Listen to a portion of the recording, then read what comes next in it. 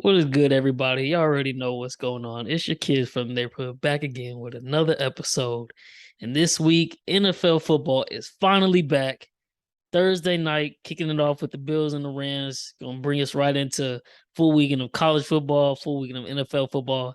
I'm about to be in the house all weekend. I already let my fam, my girl know, don't hit my phone. Don't hit my phone, man. Don't hit my line, man. You already know what I'm doing. I'm in the crib watching these games, trying to see if these bets hit. College football was a rough start for me. Cam, you would want to know what your Houston pick. I got sold by Utah, and then I don't even want to talk about that LSU game. But we'll have a recap on college football later in the week. Currently, Clemson and Georgia Tech just kicked off. That's the final game of college football week 1. Man, like we promised these past couple episodes, we're going to give y'all a full layout for our NFL predictions right before the season started. We wanted to see a couple things with the preseason injuries, things of that nature. But yeah, man, we're ready finally to lock everything in, what we think's about to happen, and let's just get it kicked off, man. I'm excited. I know my boy Cam excited. NFL football. Can't ask for nothing, but it's the best time of the year, man. Like, man, the best time of the year, other than Christmas, but man, you gotta love when football's back, man. Like you was saying, college football, man, has some great games this week. We'll touch up on that later on in the week, but I'm just glad that NFL is back, man. It's gonna be exciting. I missed it. Missed it so much. Now we don't have to go a Sunday without NFL football until February of 2023. So I'm saying, just lock in, man. Enjoy it. We're gonna have all the picks for you week in, week out. Podcast is really about to start rolling now when we get these latest news for the NFL, all the hot takes and debates, man. But to start off with the predictions, man, we're gonna go through each division, give you each record, what we think the teams will finish with, and then kind of touch on some of their key games and what could play a big part of how their record comes about. After that, we'll give you the MVP, offense, defensive player of the year, rookie of the year. Then we'll go into the playoff and see who we got winning the Super Bowl, man. And from there, if you listening and you want to sprinkle in where we're telling, division winner, Super Bowl winner, MVP, feel free. Me personally, I know a few things have changed since our first episode where we touched on our way too early NFL predictions. Now that I got some more info under my belt, I made a few tweaks, so I'm interested to see if that's the same for you, man. It might be a little bit different, but let's see, man. Okay. So kicking it off, we're gonna start with the AFC East, and I would assume here we probably have the same first place team. Yeah, that would be the Buffalo Bills. What record do you have them finishing with this year? I got the Bills going 12-5. Oh, let's get it started. That's what I got too. I got Buffalo going 12-5, man. I'm not gonna lie. I'm not gonna bet on it. I'm just stay away from it. Like I said, week 1, Thursday night, they play the Rams at LA. They could easily win that game, but I don't know. So I'm just staying away from it. Stay away that. Yeah. But for their schedule's sake, I have them taking an L this week. So that's their first loss. Second week, they got Monday Night Football versus Tennessee. That's a dub in my eyes. Last year, I think they played on Monday night again versus Tennessee, and that was a great-ass game right down to the wire. And Tennessee ended up pulling out the end. But I got them getting their revenge. And then I got them taking 2 L's in a row, back-to-back after that. So it's going to look rough. Yeah. It's going to look rough, starting off 1-3. Really, then I got them dubbed Pittsburgh the week after that. Then I got them taking the L to my Chiefs. So they're going to start off real rough. 2-4. It's not going to look up. But then I got them going on like a 2-3, like a 8-9 game winning streak because the schedule kind of softens up in my eyes there. So I think they finished 12-5 first in the AFC East, man. I'm with you, man, but I think I think they can handle the Miami. I think they can really handle Miami. Tua hasn't really from what we've seen in the preseason. Tua hasn't really like showed like those flashes of okay, like he might be something. But other than that, I'm with you with every step of the way. I'm with you. I think either that Packers game or that Bengals game that'll be their fifth L in Okay, my okay. opinion. See, I had them beating the Packers. I have them taking the L to Cincinnati. I think Okay. that'll be a tough one. Plus, that's going from their winning streak I got them on. So I think they'll just take an L by happenstance at the end of the season. And then I got them finishing off strong versus New England. But the one reason I think they top Miami is it don't got nothing to do with Tua. He gonna have to do a little something. But Tyreek has been Buffalo's Achilles heel every year we played them. They don't have an answer for him, and I don't know if they'll have Tre'Davious White back by then, but I know that's gonna be a major factor in that. Oh yeah, definitely will be. And if Tyreek is able to do what he's done with us, because I mean, it's not even like we've thrown the deep balls on Buffalo with him. We throw all the short stuff, which is going to be Miami's bread and butter, most likely. And Tyreek just finds a way and takes it 60 plus yards. Every game we played them, he's had a 60 plus yard reception or 50 plus yard reception off of a curl or a slant. And Poyer hot, like he just gives them problems. So I'm banking on Tyreek. They still won't have an answer for him early on. Plus, it's going to be a new scheme with Miami, and I think Miami will be able to get them only because it's at Miami too. But I think they'll handle them back later in the season. So that's going to be interesting. Now, speaking of Miami, I got them finishing second, but with their record, I don't think they'll get into the playoffs. I got them finishing 9-8. So how you feel about that one? What you I'm got kind Miami? of I'm kind of with you on 9-8 too. I might maybe 8 wins, maybe. I'm kind of like right in that range with them. I just Tua's got to show it He do. that he can be that guy. He can be him. If he can, man, I'm telling you, if he can really like show that he's him, honestly, they can probably compete for the number one spot. But I mean, it's really up to him. So we'll see. Yeah, no, it's football. It's a game of injuries. So obviously, what everything we're saying right now, injuries could derail any one of these teams. All it takes is one or two key injuries, and the season could be going like that. But if Buffalo kind of struggles and Miami can capitalize, Miami could easily step into that spot. I think. I just don't know. Like you said, I got to see it with Tua. So opening up their season, they got New England, Baltimore, Buffalo, Cincinnati, New York Jets, Minnesota. I literally got them alternating win loss throughout all those games to start off the season. I think they're gonna take an L at Baltimore. Like I said, I'm gonna give them the dub at Buffalo. I think they're gonna take an L with Cincy. New York, that's an easy dub, should be. And then Minnesota, who I'll talk about later, because they actually got my attention. I think they'll take an L at Minnesota too. And then I got them going on so I don't know. You could maybe tell me a little something, but I got them going on a 5-game win streak after that L to Minnesota. And that 5-game win streak ends with your Texans. I don't know. Do you think you think your Texans could get them? You got them winning that game, or you got them losing? I don't know, man. Damn, that's in Miami too. Yeah, that's why I kind of gave them the edge on that one. I was like, and by that point, I would figure they figured some things out how they really use Tyreek and incorporate him in that offense, and I think they'll be rolling by that time. So that's why I kind of gave them the edge, and they're coming off of a bye week too. So Honestly, our season is really going to depend on that first game. If we come out strong versus Colts, we're going to have a good year. But if we come out and we just look sloppy, we just look horrible, it's going to be a horrible year for us. So, me personally, I'm really banking on that first game to see how we look like. If we play the Colts tough, then I don't know. We'll see. I want to say, I think we played the Dolphins last year, something like that. And it was like a really, really close game. Maybe that was a couple years ago.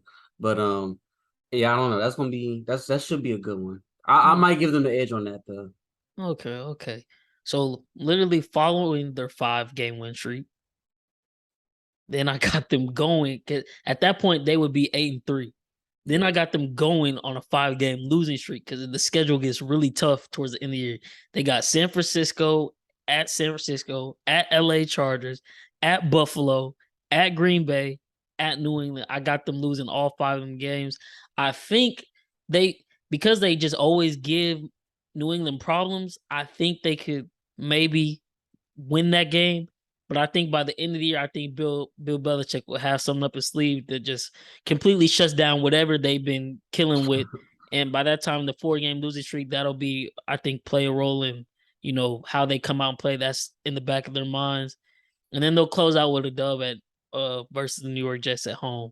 But I got them going 9-8, which isn't, it's not, it's just really average. And it's the AFC so loaded this year, it doesn't get it done. So they don't make the playoffs.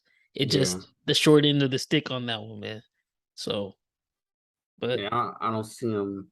I don't see him making it. I think it's gonna be that it's gonna be 3 teams from the from y'all division actually. That's gonna get that one of them last spots. We're gonna touch on them later, man. We're gonna touch on them later. But we can move on to third place. I got New England. I'm sure you got New England same third place. Yeah, third, yeah. I got them finishing opposite of Miami. I got them going 8-9. And like I said, I don't know if they necessarily get rid of them after this year, but there's definitely the seat might not be hot, but the seat a little warm for Bill Belichick if they don't make the playoffs this year. So I got them opening up the season with 3 straight L's. I think at Pittsburgh is going to be a tough game. Mac Jones and company have not looked good all preseason. Still don't really know what the deal is with their offense, who's just calling the plays. Don't have any star wide receivers. They're banking on Devontae Parker, but that's not a good trust fall, putting all your money on him as wide receiver 1, I feel like. And then they got Baltimore that third game. Baltimore, one of my favorites this season. I think they're gonna tear the league up. So yeah, I got them opening 3 L's, and then I got them upsetting Green Bay at Green Bay just cause Bill Belichick, A-Rod with not any certified top wide receiver. I think Bill Belichick will have something up his sleeve, so I'll give them that dub. I got them going on a 4-game winning streak, starting off with that one before they take an L to the Colts. And from then on, it's a couple wins, couple losses throughout the season. I think they got a game at Arizona. I think they'll be able to pull that off. They're going to need to win. They go at Arizona, at Las Vegas versus Cincinnati versus Miami. They're going to need to win at least 3 of those games to make the playoffs. And I don't have them winning 3 of those games. I got them losing at Las Vegas and Cincinnati. So that's just going to be tough. And then to close out the year, they got at Buffalo. I think Buffalo finally got their number. They won't be beating Josh Allen for a long time. So a division loss to end the year, that's just going to further eliminate them from the playoffs in my eyes. But how do you think the season goes for New England? You say 8 games. I'm thinking like only like 7, honestly. Because I mean, man, I don't see them beating the Bills at all. Yeah, 2 L's to the Bills. Yeah, then it's gonna be the Miami games. Gonna be very close. I feel like. Then, like you said, I mean, no first 4 games, shit, even 5 if you want to. The Lions they not bad, bro. Not bad. See, it was tough for me. We're gonna touch on every team, so you'll see what I'm talking about. But as I was going through the schedule, because I started off with AFC, and AFC East was first. And like as I would go through each team's schedule, if they had the Lions on, I'm like, ooh, because I'm like, the Lions are not an easy win for a lot of these matchups. But it's like, do I think the Lions make the playoffs? No. Right, so I had to pick and choose where I think the Lions gonna get the win, because they're definitely gonna be a tough out this week. I'm staying away from that game. Philly should win, but I just know Detroit is probably gonna play them really, really close, if not steal that one. So I'm staying away from that one completely too. So, but yeah, man, 7, 8 wins. Like I said, that's not good enough for the playoffs this year in the AFC, let alone the NFL. Because unless you're in the NFC least, like that's just not gonna cut it. But yeah, man, 8-9, and then the Jets. Man, I thought this was gonna be a good year, but the way Zach Wilson looked in preseason wasn't good. They're saying there's a good chance he plays week 1. I don't know how much they really should want that to happen, but he plays week 1. I'm max betting Ravens, so y'all can lock. That's the first pick of the week. I'm adding Ravens in a parlay, which we'll touch on more of the picks later. We got some special guests coming to the podcast to give the final layout for the preview of week 1. But at the end of this episode, I'll give y'all one of my key parlays that I sent to Cam earlier. But it's got the Ravens in there winning. I'm good with that. Zach Wilson, he's not gonna win too many games here. I got the Jets finishing 4-13, so I don't know. What do you think about that? You got them finishing lower, higher? Hell no, same with you. 4-13, just like last year. Them guys, if I'm telling you, if they got Zach Wilson out there playing game 1, like you said, max bet the Ravens because they're gonna beat the hell out the Jets, and I can't wait for it. And I think they got the Ravens listed as 7-point favorites. I'm honestly willing to sprinkle on that too, because I think it might be a 3-score game if Zach Wilson is behind center. If Joe Flacco's behind center, the Ravens still should win. But I think just because it's Joe Flacco, he'll make it a little competitive just because that's his old team. But Zach Wilson behind the center, hammer the spread, hammer ML, pair it with whatever you want. Take that to the bank, man. For sure. He did not look good whatsoever in the 2 drives he had in the preseason. And then you got him returning off of meniscus surgery versus Baltimore. Yeah. Take it to the bank, man. But that wraps up the AFC East. Next, we're gonna move into the AFC South. And man, this issue, I'm gonna let you. You want to touch on your team first in the AFC South, or what you want to do? Okay, let's get to my guys, man. Let's get to my guys, man. Okay. Yes, sir. I'm not gonna cap and sit here. We gonna win our division, or we gonna sneak into the playoffs. We're not a playoffs team yet. I understand that. I know this. We're not gonna win our division, but I know for a fact, we could get second place in this division, and I feel like we could. I can see us winning around 8 to 7 games this year. I mean that's very doable from it's definitely a big step from last year. We only won 4 games last year. Hey, I'm not gonna hold you. I guess maybe I'm overrating y'all. I got y'all winning 10, but because the AFC is so loaded, yeah, y'all won't make it in because I think the Colts beat y'all both times, so they take the tiebreaker. And I got the Colts finishing 10-7 as well. I got both y'all finishing 10-7 in the for the year. But like I said, Colts take the tiebreaker, so they get the automatic bid, and then it's just not enough room for one of those last 3 spots, man. But I think y'all could get 10. Let me. I'm pulling up the schedule right now. I'll give you the breakdown, but I think y'all gonna open up this week with an L versus Colts. I think y'all can keep it close. I know y'all like plus 305, but I want to say that's like a plus 8 or so something spread. So against the spread, I think y'all might beat it. I think y'all be really competitive. Week 2 at Denver, I think that's gonna be a tough game. That's an L, I feel like. So yeah, open up with 2 L's, but then I got Chicago a dub, LA Chargers a L. But then right here, I got y'all going on a nice little run. W at Jacksonville. I got y'all pulling the upset at Vegas. Tennessee at home. I think y'all pull that off. I got y'all, depending on, I think Philly should be pretty good. So I guess it'll probably be considered upset. I got y'all beating Philly at home. New York, Washington, very winnable games. And I don't think y'all lose again until week 12 at Miami. So I think y'all have potential to pull off a run there. Then Cleveland, Deshaun comes back. I think that's gonna be an ass whooping for Deshaun. I'm putting all my money on y'all. That's gonna be hectic. And then, hey, the Battle of Texas, man. This gonna be a fun week on Twitter. Just seeing the Texans and the Cowboys fans. I'm gonna just be watching with my popcorn, just watch that. But I think y'all dubbed Dallas just cause. I want to say, wasn't it? Or I remember last time y'all played is when DeAndre Hopkins did like the little 3 spin moves to end the game. Y'all okay? So Dallas might be able to get revenge, but I personally think y'all take that game. I hope we So do. That's gonna be a good game to see, boy. Ooh, I'm gonna talk my shit too the whole time. then week 15 versus my boys. I think y'all keep it competitive, but I'm gonna be at that game. So definitely gonna have the I Needed Sports Podcast vlog for y'all coming live. I'm right behind the Chiefs bench, man. So I'm gonna try to get there early, try to give me some autographs, be right there for it all. I think we'll get the dub on that one, but I think y'all give us a scare if nothing else. Then I got y'all taking the L at Tennessee, but then W again versus Jacksonville because people are buying into the Jacksonville pot. I'm not. I still don't think they're a good football team whatsoever. And like I said, another L at Colts, and that just breaks the type. Like that right there is gonna be the game to decide first place. Yeah. And y'all just take that.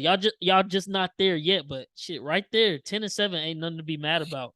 So Yeah, I'm glad you more hyped up about us than some of these other hey, analysts I'm a out here, believer man. in Davis Mills, Davian Pierce. I'm a believer, man. And I think with Lovey Smith, I think y'all defense gonna be able to be a not top, but I think y'all be a top 15, top 12 defense in the league.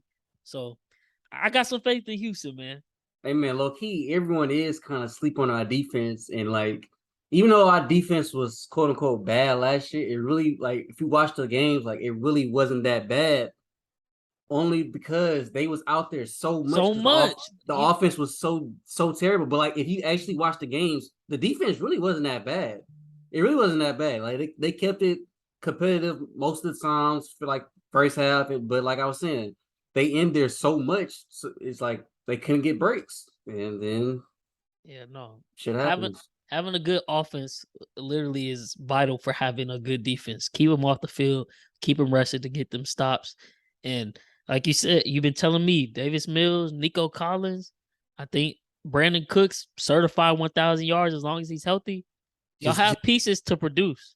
just picked up Tyler Johnson from the Bucks. Just picked up OJ Howard. I mean, Yeah, hey. come on, man. I got Texas with 10 wins, man. And like I said, I think y'all finished second. I got Tennessee finishing 8-9. I think they got a tough schedule.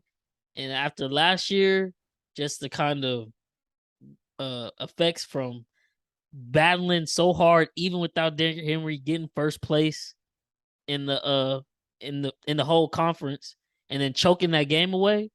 And Tannehill knows the writing is on the wall. Malik Willis is at his heels. He probably won't get no time this year, but if Tannehill doesn't produce, he's out the door. It's literally Super Bowl or bust for him, or his job is gone.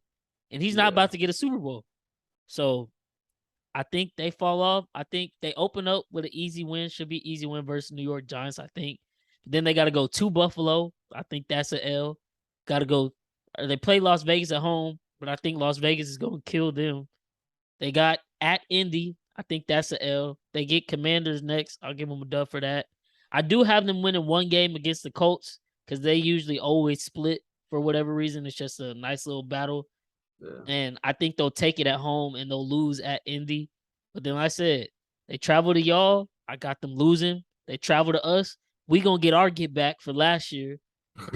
I was at that game. Oh my god, that's probably the worst experience ever. Travel all the way to Tennessee to watch us not even score a damn touchdown. The one game I choose to go to. Ooh, I know that was terrible to see. Yeah, terrible. And then I think they can beat Denver. I got them taking an L at Green Bay, L at Cincinnati, L versus Philly, L at the Chargers. And then I got them beating y'all at home. I got them beating Dallas and beating Jacksonville to end the year. But that's just to get them to 8-9. And like I've already said, 8-9, 9-8, 10-7 not getting you in the playoffs this year in the AFC unless you're the division winner like the Colts at 10-7. Other than that, it's not gonna cut it for real. Yeah. So 8-9 for Tennessee. What you think about them? You got them finishing second with your team since you said you got them, the Texans, at 8 wins? I got them around that area. I like I said with my Texans, I think they got them. I got them around that 7 to 8 win team. 8 win games. I mean, their schedules, and but to me, it's just Ryan Tannehill, man. I know Ash is gonna see this, but Ash is just Ryan Tannehill. Like he's really holding y'all back. Now, if y'all put in Malik Willis and he starts making shit shake, hey, sky's the limit for y'all because nobody really got film on him like that. And he's So I got mean, legs too. yes, it's crazy. So hey, so if I was you, I'd hope Tannehill is ass so y'all can bring in Malik Willis and see what he got. So it'll be interesting. I'm around that 7 to 8 wins like my Texans. Okay. And then last place in the division, both got Jacksonville. I got them finishing 4-13 as well, just like the Jets. I don't know about you, but 3 games, same thing. like I said, man, Worse than Jets. there's a lot of hype behind Trevor Lawrence, ETN. That they got young talent, but I still don't think they have enough as an overall team to get wins at the NFL level. They might be more competitive this year, but I don't think they're going to be able to finish some games. I do have them winning this week versus the Commanders. I think they can get that dub. But after that, I got them taking 5 L's in a row. Colts, Chargers, Eagles, Texans, Colts again. I think that's 5 L's. I think they'll get a break. They get New York Giants at home. I think they'll be able to win that one. Then I got them taking another 5 L's in a row again. I do think on some funny stuff, I don't know why, but it's the NFL, so it's always any given Sunday. I have them upsetting the Cowboys randomly at home. Shit. I think Trevor Lawrence will just ball out that game. Yeah. And they unless Parsons has the ability to completely wreck the game. But if he doesn't completely wreck the game, I'm willing to bet Trevor Lawrence dices up Diggs and all of them back there in the secondary. I think he'll be able to do that. It'll be a random dub. I'll give it to them. Then I think they'll win 2 games in a row because they get the Jets next after that, and then they finish off with 2 L's versus y'all and the Titans. But that's one of my upset picks of the year. I think they'll randomly beat Dallas at home that week. Trevor Lawrence just goes off for like 300, 350 pass yards, something like that. 3-4 touchdowns. Nobody will see it coming. It won't really matter, but like just something. I know Cowboys fans aren't gonna like that, but hey man, hell no, not gonna like that. It is what it is, man. What you think about Jacksonville, man? I know you're not buying into them either for refer, but what you think with them? Yeah, I'm not really buying into them. I got them only winning 3 games. And my 3 games, I think that first game they can go into Washington. I think they're gonna get that dub. I think they get that dub versus Washington. I'm only gonna give you 3 games that they're gonna win. And then I think when they go to actually when New York comes to them, the Giants, I think they win that game. And after that, I think they just go on a crazy ass losing streak. And then and then they go to New York. I feel like they can beat the Jets. Okay, yeah. So we basically the same. I just went out on limb and felt like they could mess around and beat the Cowboys just because of the matchup there with Trevor Lawrence and being able to throw the ball. But it probably will be more likely 3 games. But I'm gonna go out on a limb here and say 4 games. And actually, just to say, I got all my schedule saved and stuff with everybody's picks for every team. Cam has the same. So week to week, we'll go through and see how well we matched up and what we picked. And at the end of the year, it'll be kind of fun to look at to see like, dang, were we like more right than wrong, or was this shit just way left? So we'll see, man. But that wraps up the AFC South. Next up, we're gonna rock with the AFC North, man. And like I said, we're gonna started off with the Ravens, man. I got the Ravens going 14-3. I think it's gonna be a nice year for them. Their schedule, when I was going through it, it didn't look like there was too many. It wasn't like a tough schedule. I think compared with their talent, like I said, I think Lamar's in a prove-it year because they don't want to give him that contract. But I think like I said, he's been putting a lot of work this offseason. Mark Andrews still there. Isaiah Likely looking like he could be a dark horse rookie of the year because he looked like he can really produce as a tight end too. Rashad Bateman might be balling out. They just got J.K. Dobbins back. they're healthy. Now, obviously, like I said earlier, injuries can derail any team. That's what got them last year. Praying to God that doesn't happen to them this year. But if they're healthy, man, watch out. That's all I'm gonna say. Watch out. I think the Ravens are gonna be so nice. I got them, I want to say, opening up with like 1, 2, 3, 4, 5, 6. I got them starting off the season 7-0. I don't think they'll take an L until they have to play Tampa Bay. I think Tampa Bay will get them. Then I think they'll win next. After that, they got New Orleans. I think they'll win that. I think they'll go on like another 4-game winning streak. I do have them taking 1 L to Pittsburgh. I feel like Tomlin's always good for one against them, that rivalry. I think Pittsburgh will have some things figured out by that time this season. And then I got their 3rd L. I think they take an L to the Bengals last week of the season. I think that's going to be a game where the Bengals are going to need it to get into the playoffs as the second place. Yeah. And I think the Bengals will take that away, or will take that win, because it is an away game for the Ravens in Cincinnati. I think they'll get that double. 14-3. Yeah, man. That's what I got for the Ravens. I got the Bengals finishing at 10-7. And I got them squeaking into the playoffs at 10-7. So like I was saying, 10-7 is only good for 2 teams. The Colts, because they're going to win the division, and the Bengals will get 10-7, and they'll be able to squeak in, I think, as the 7th seed for the playoffs this year, man. What you think about the Ravens and the Bengals? How you got that shaking out? So for the Ravens, I got them going 13-4, but that's gonna be one of my favorite teams to watch. I think they're gonna go very far in the playoffs. We'll get to that. My 4 games, I got them losing. I think they lose to the Bills. I think they're gonna split that Bengals series. I think actually the Browns play them very, very, very, very, very tough. They're gonna split one of those games, and then I just see them losing to either the Bucks or the Saints. And then after that, I think they'll just swipe through everyone else.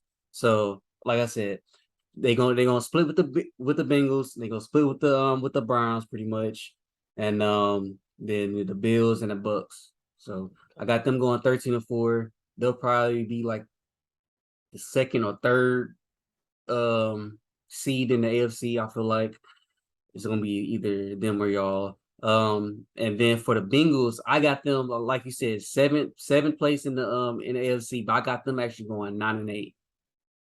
I think they'll squeak in at right at 9-8, because they got a very tough schedule.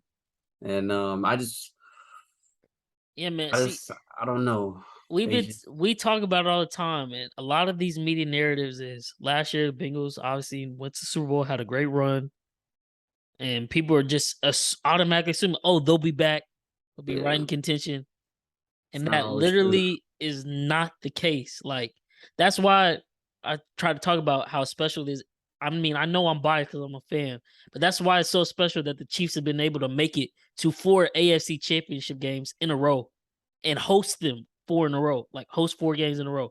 That's not normal. Like, that doesn't just happen because, oh, we got a quarterback, we're a good team. Like, no, like, that's how great Patrick Mahomes has been.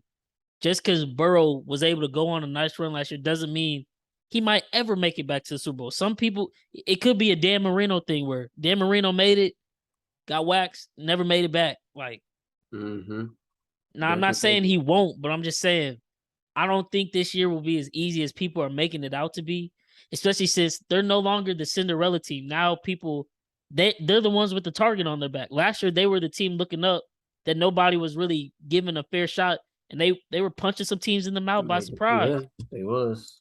But Baltimore was first place with all of their injuries and Lamar being out. They were literally at one point, they were both 8-7, and Baltimore had the division and it was theirs to lose, and they lost to Cincinnati. Cincinnati was then able to take first place with 10-7, but I got them finishing 10-7 again this year, but this year that doesn't get that done with the healthy Baltimore, I think.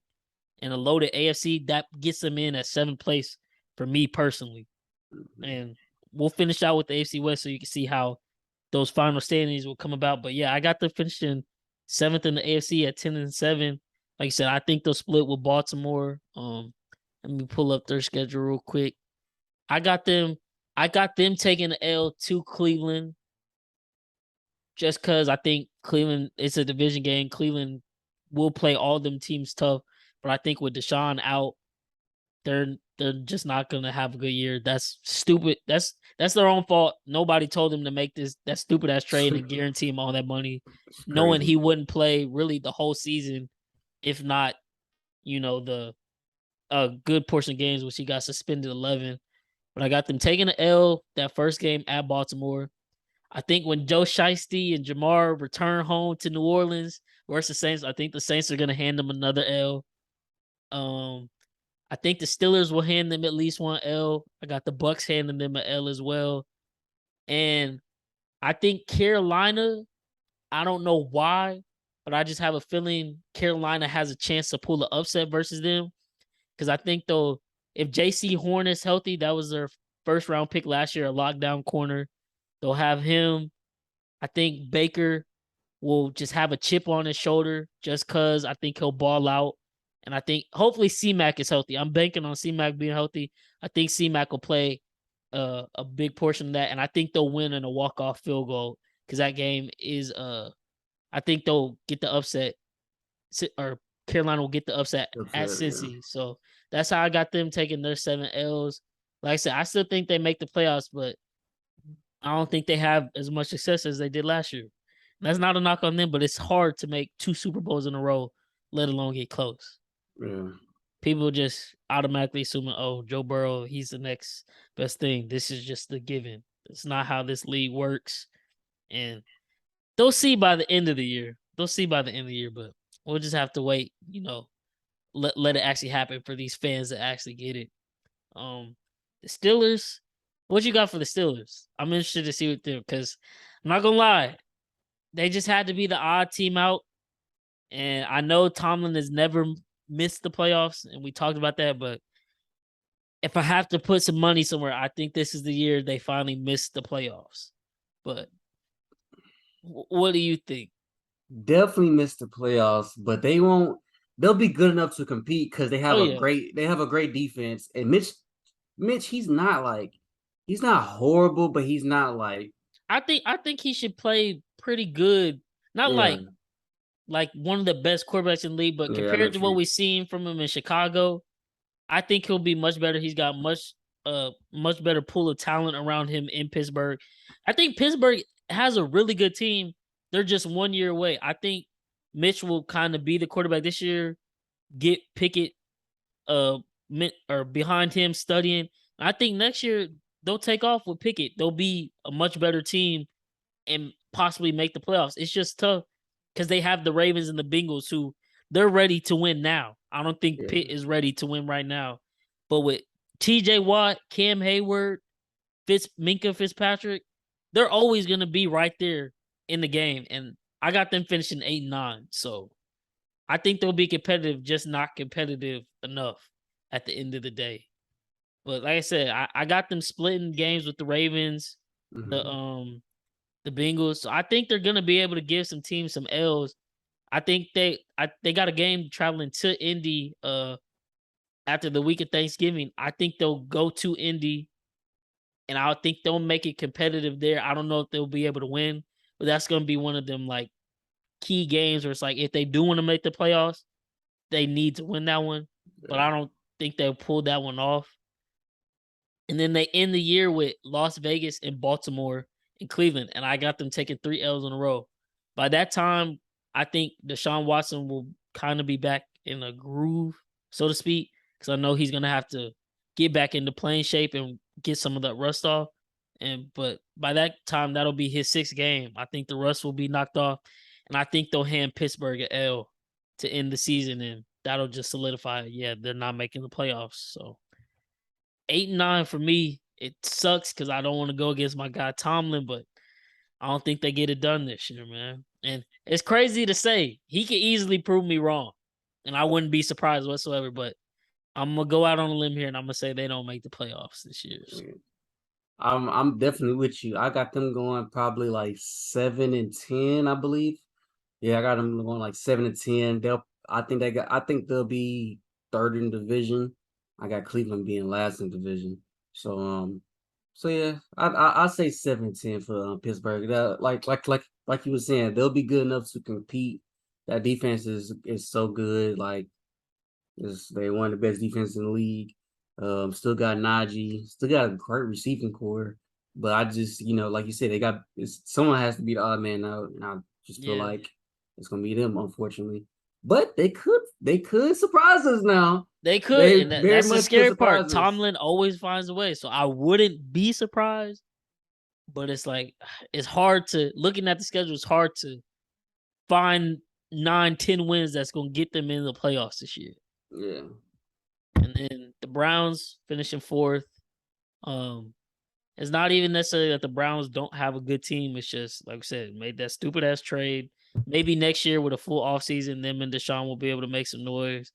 But as far as this year, I think starting off the year without him is just going to be extremely rough. Extremely rough. Week 1, I'm not betting on the game, but I think the Panthers are going to win because of Baker.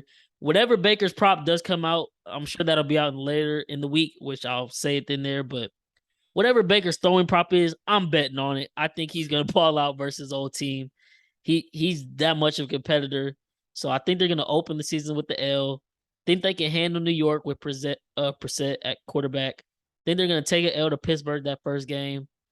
Now, Atlanta, they get Atlanta at home. So I think being at home will be able to give them an edge. But Atlanta could be sneaky good too. Not like to where they make the playoffs, but it's just like sneaky competitive where if you're not on your P's and Q's that Sunday, you could easily be upset by them because they got a lot of talent. And I think Mariota's going to gel well with Pitts and Drake London and all them boys. But I got them able to take an L. I'm able to take a dub with Atlanta. But then I got them taking 3 L's in a row to the Chargers, Patriots, Ravens. I got them upsetting the Bengals once, like I said. Think then they'll go on a 6-game losing streak. I think Deshaun's first 3 games he's going to lose just because he's going to have to knock some rust off and he's going to be playing some really good teams. Plays y'all first. I think y'all give him an L. Then they got to play the Bengals, L, play the Ravens at Baltimore. That's an L.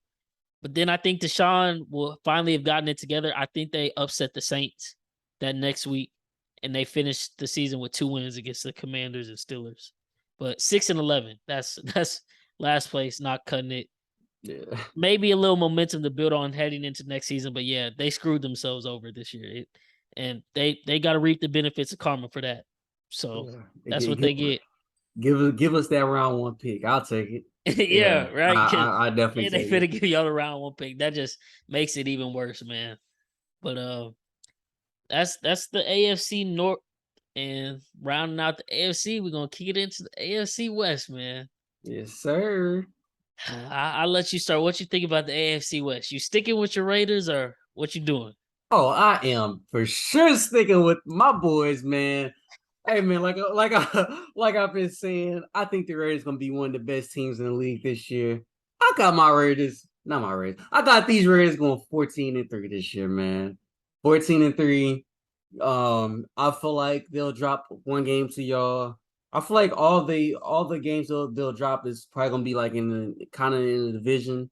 So I would say they're gonna drop 1 to the Chargers. They're gonna drop 1 to y'all, and I think either the Saints or the Rams will get the job done versus them. But yeah, I got them guys going 14-3. Okay. I got them going 11-6. Okay.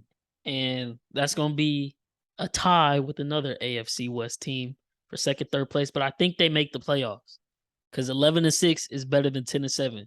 So I think the AFC West gonna get 3 teams in, but I'm not gonna bet on it. Well, actually, I am betting on it. Here's another one of my picks for the week. Not betting on the winner, but they got the over set at 52 for the game versus the Chargers this week. I think that's about to be a shootout. JC Jackson isn't playing as of right now. I think they said he's out probably 2 to 4 weeks. I think the Chargers will probably err on the side of caution and keep him out until he's good to go so they don't ruin their season. But over 52, that's literally a 28-24 score. I think both these teams put up 30 on each other's head, And it's gonna come down to just like the game last year to end the season, where it's last possession of whoever has the ball.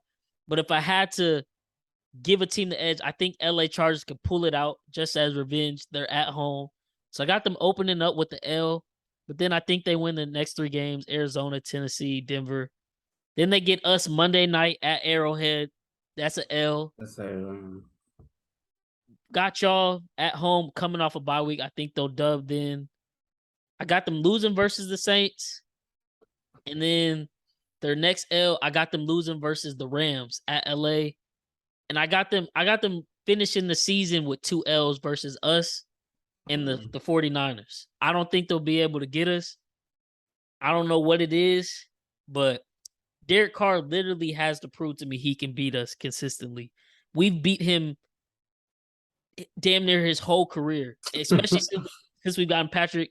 We lost 1 game to him, and that was really a fluke. That's the year they did the little trip around the stadium in the bus, celebrating because we were defending Super Bowl champions and they felt so good. But we literally should have been up 3 scores in that game. We had 2 scores called back on self penalties, and one of them was a phantom holding call on a deep ball to Tyreek. Shouldn't have lost that game, but I don't think they get us this year, even though they improved. But I don't think their offensive line is good enough, and I don't think their defense is going to be able to hold up. They're just going to be in a lot of shootouts, and I think they'll be able to win a majority of them because I got them finishing 11-6. But when it comes down to it, to get them those wins in the playoffs, I don't think they're going to be able to do it because that defense is lacking, especially in the secondary. And every team in the AFC can throw the ball all over the field. So yeah, that's scary. Like all 4 teams can. It's all just of them Ohio. can. All of them can. But next up, we can touch the Chargers. What do you got the Chargers finishing in? I got the Chargers going 10-7. I got them actually being I think they'll be the 6th seed. Yeah, they'll have to be the 6th seed. They'll be the third team out of that division that'll sneak in. So yeah, I got them going 10-7. Okay. Where do you think what's their 7 losses? Their 7 losses, I would say they'll split with the Raiders. I feel like they'll split with y'all. Let's see what else. They're gonna lose to the 49ers. Got that one too.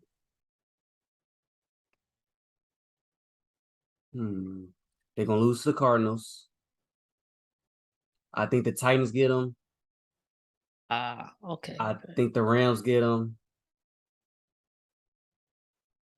And I want to say the Broncos will get them too. Okay. Well, so that's what I was asking. I was trying to see. So I got them 11-6 as well. Yeah. And I was trying to see where the extra 1 loss is coming from. We got all the same losses except the I think you said Tennessee. You think Tennessee gets them? Yeah, I think Tennessee gets them. I got them beating Tennessee. I think they'll be able to outduel them, and they'll just be able to put up too many points where Tannehill won't be able to keep up. But I got them going 11-6. They're going to be in a tie for 2nd and 3rd with the Raiders. They're going to split, and so I don't know how the tiebreaker will exactly be broken, but they'll both be 5th or 6th in the playoff standings. For what I had the Chargers 5th, the Raiders 6th, but I think they'll finish 11-6. They'll finally get over that hump and make it to the playoffs. But when they get there, I don't know what they'll do. Like, they should be able to win, but they've never been there before. I was about to say, we don't know. We don't know. And I'm still like, so this is one of the things I changed from episode 1. Episode 1, I said I was rolling with Denver.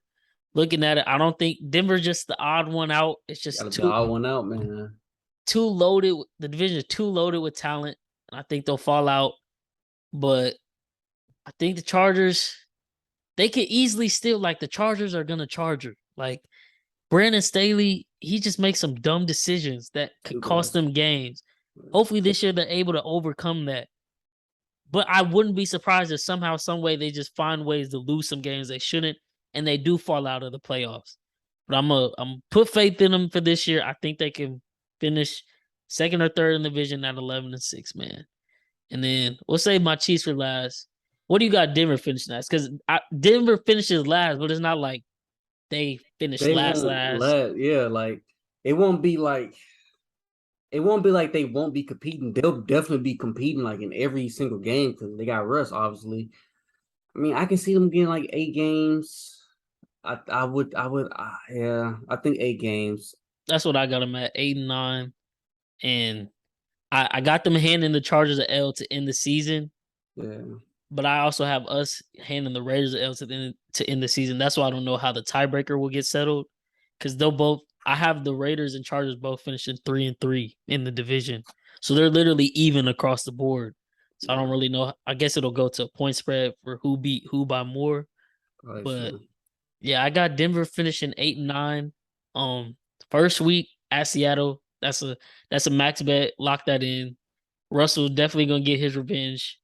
Oh, he'll go crazy. He gonna go crazy. Literally, well, I'll touch on again when we get to Seattle later.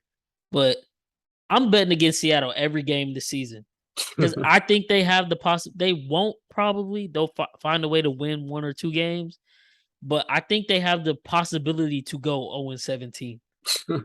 I have them going 0-17 every time they came up on the schedule. I was like, that's a dub for the other team.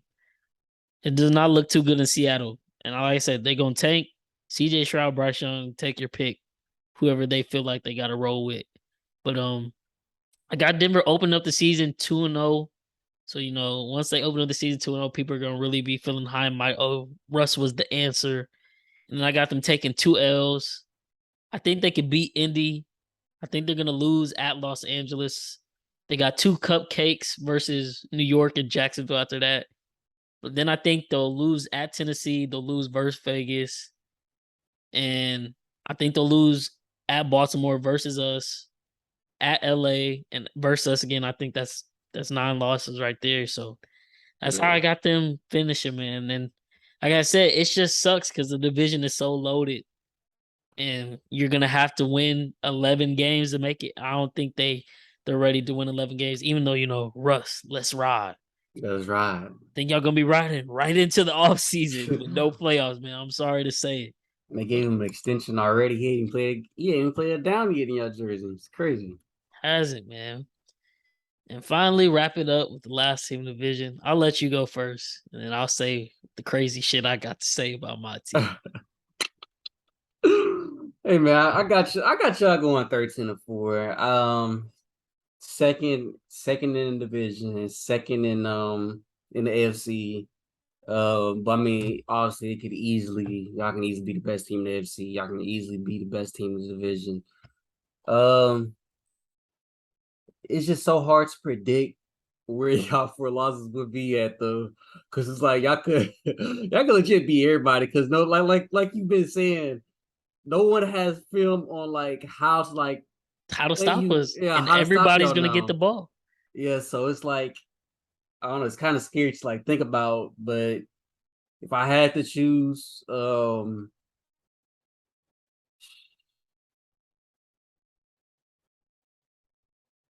maybe the Chargers get y'all maybe once. Got that one. I definitely said Raiders get y'all once. I think y'all beat the Bills. Oh, I don't know about that 49ers game. That 49ers game gonna be very interesting. Yeah, that one is. That one is. I get y'all versus the 49ers. And then I think I lose. I think I lose to the Rams at home, unfortunately. Yep. So, guess what I got them going, man? I know your ass got them going like 16-1 or some shit. Or Nah, I gotta go 15-2. I say 15-2. A little biased, but okay. So check it. This is what I'm thinking. So, like you said, obviously the preseason is a preseason, so you can't bake too much. But literally every preseason drive, Mahomes and the starting offense were on the field. All 3 of them went 12 plays for a touchdown. So I'm thinking the way defenses are playing us and they don't know where the ball is going, we're literally going to take our time, drive down the field, run the ball here and there, short passes, medium passes, taking time off the clock. Our defense is going to be able to rest. I think we got a lot of talent on that defense that people aren't accounting for. So I think we're going to have a top defense. Arizona, that's a dub. I bet early. I've been saying on all the episodes, if y'all listen, take us. They had it at -3 to open up the lines a couple weeks ago, and I knew that was gonna move up because people were gonna see that and hammer it. Now it's like 4.5, and it might get up to 5. Who knows? I got it at -3, and so that's what I hammered in. But I got us dubbing Arizona, dubbing LA at home the first Thursday night game, dub Indy, dub Tampa Bay, dub Las Vegas at home Monday night, dub Buffalo. I got us beating San Francisco. I think it's gonna be tough, but I think we'll be able to get them. We're going into the bye 7-0 at that point. Mm-hmm. We open it up with Tennessee. That's a dub, I think, revenge from last year. Jacksonville. Now, we should dub Jacksonville, but because we'll be undefeated at that point, I think they might give us some problems just because we might be trying to overlook that game for LA the next week. Hopefully, we'll still be able to stay on top. I got us dubbing that. So at that point, we're 9-0. Then I think we take 2 L's back-to-back versus LA Chargers and the LA Rams. Then I think we go from there out. Okay, we're woken up. Like at that point, because we'll be 9-0 and then go 9-2, all of me, the Chiefs have been figured out. Now they're about to go down. Like, no, that's just we're going to take those L's because we need them. That's going to wake them the fuck up to finish the season. I think we'll clean the season out and finish 15-2, first place in the division. And what do you know? We're right back in line to host another AFC championship. Because if nobody has stopped it yet, why the fuck am I going to bet against it this year? I got to see it first. 4 years with Mahomes, 4 AFC championships at Arrowhead. I got to see it to believe it. Someone got to take us down. I think a lot of people are counting us out, pissing Mahomes and them off. It's going to be a scary season, man. You don't know where we're hitting from, but we're going to hit you. It could be Smith-Schuster. It could be Kelsey, MVS, Hardman, Scott. It's weapons galore. And I think Patrick Mahomes has an MVP caliber season. So I got us finishing 15-2 and first place in the AFC, right in line to host another AFC championship if we handle our business, man. So to wrap up, so AFC playoff standings, Chiefs finished first, got the Ravens number 2 at 14-3, but that's gonna be tough for them to go 14-3 and still finish second. That'd be kind of like just like damn, because they took away the two seeds get the bye. It's only the one now, so it's like we don't even get a bye for going 14-3. But I got the Bills third, the Colts fourth because they'll take the AFC South, I think. Then I got the Chargers and Raiders 5th and 6th. On my list, I had the Chargers 5th, the Raiders 6th, and then the Bengals 7th. So that's how I got the AFC playoffs coming out. Mine, I got Raiders at 1, going 14-3. Got Chiefs at 2, going 13-4. Got the Ravens at 3, going 13-4. Got the Bills at 4, going 12-5. Got the Colts at 5, either going 10-7 or 11-6, either one. And I got the Chargers at 6, going 10-7. And I got the Bengals at 7, going 9-8. Okay. But that's the thing though. So with the division winners, they automatically get the top 4 seeds though. So if the Raiders beat us, like you saying, we'll have to be 5th. Be 5th. And then the Colts will get in at that 4th spot. But that's what I'm saying. Like 11-6, Chargers and Raiders would get in, and then that literally pushes the Bengals to last place at 10-7. Yeah. That's what I'm saying. It's literally 10 wins. 10 wins is the minimum you need to get into the AFC playoffs this year, and that's going to be a tough bargain for teams like Denver or Miami. That's why I think they fall out. So yeah, but yeah, man, that wraps up the AFC. Bills division winner, Chiefs division winner for me, Raiders for Kim. Got the Ravens in the AFC North, Colts in the AFC South, man. So if y'all want to sprinkle on future division winners, there you go. Those are our picks. AFC West, you go with the Raiders, the Chiefs, the Chargers. That's a lot of people picking them. If you're Denver, if you believe in Denver and let's ride, go with them. Right. Go. For me personally, like I said, until someone takes the throne from the Chiefs, I'm not buying all the hype because at the end of the day, we still got Patrick Mahomes and Andy Reid and a whole brand new offense that the league hasn't even seen. I don't think they're going to be able to stop it. But that wraps up the AFC. Like I said, we can now move into the NFC. We can start off with the NFC East. Start off with the Philadelphia Eagles, because I know it's a lot of hype behind the Eagles this year, man. You think it's their year?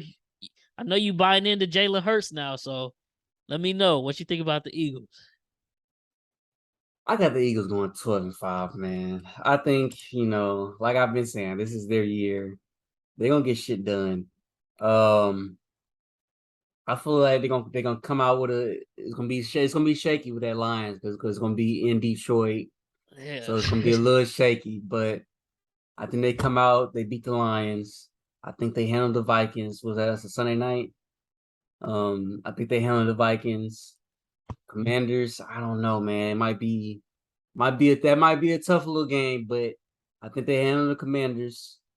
I think they beat the Jaguars. I think this is where they start losing.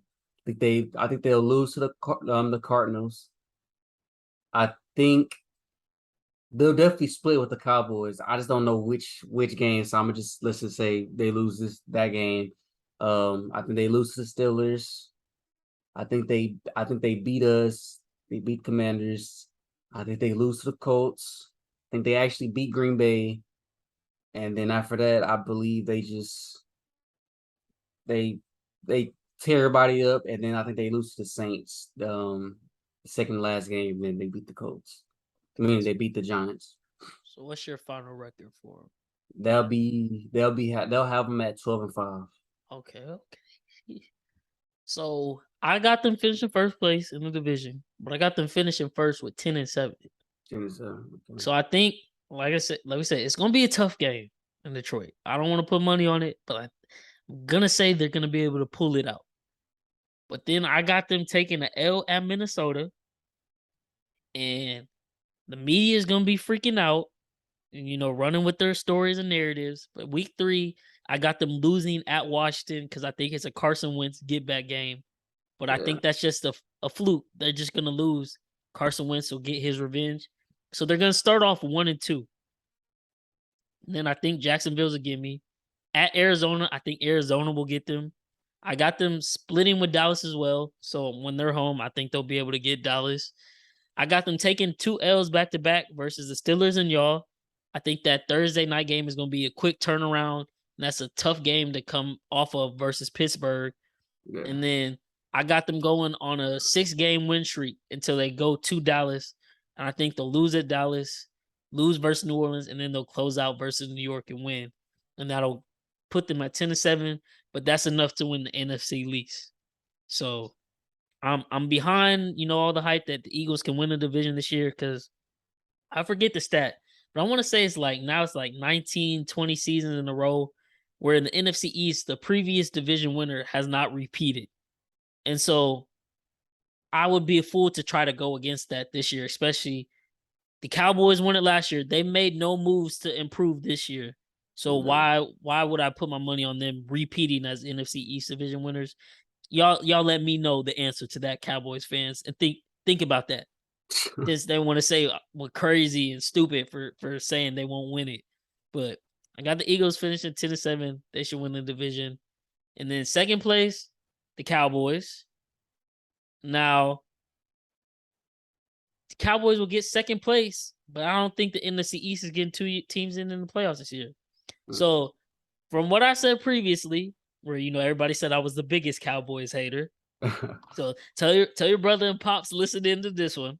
The Dallas Cowboys won't finish last in the division, but I don't think they will be able to do enough to get into the playoffs this year.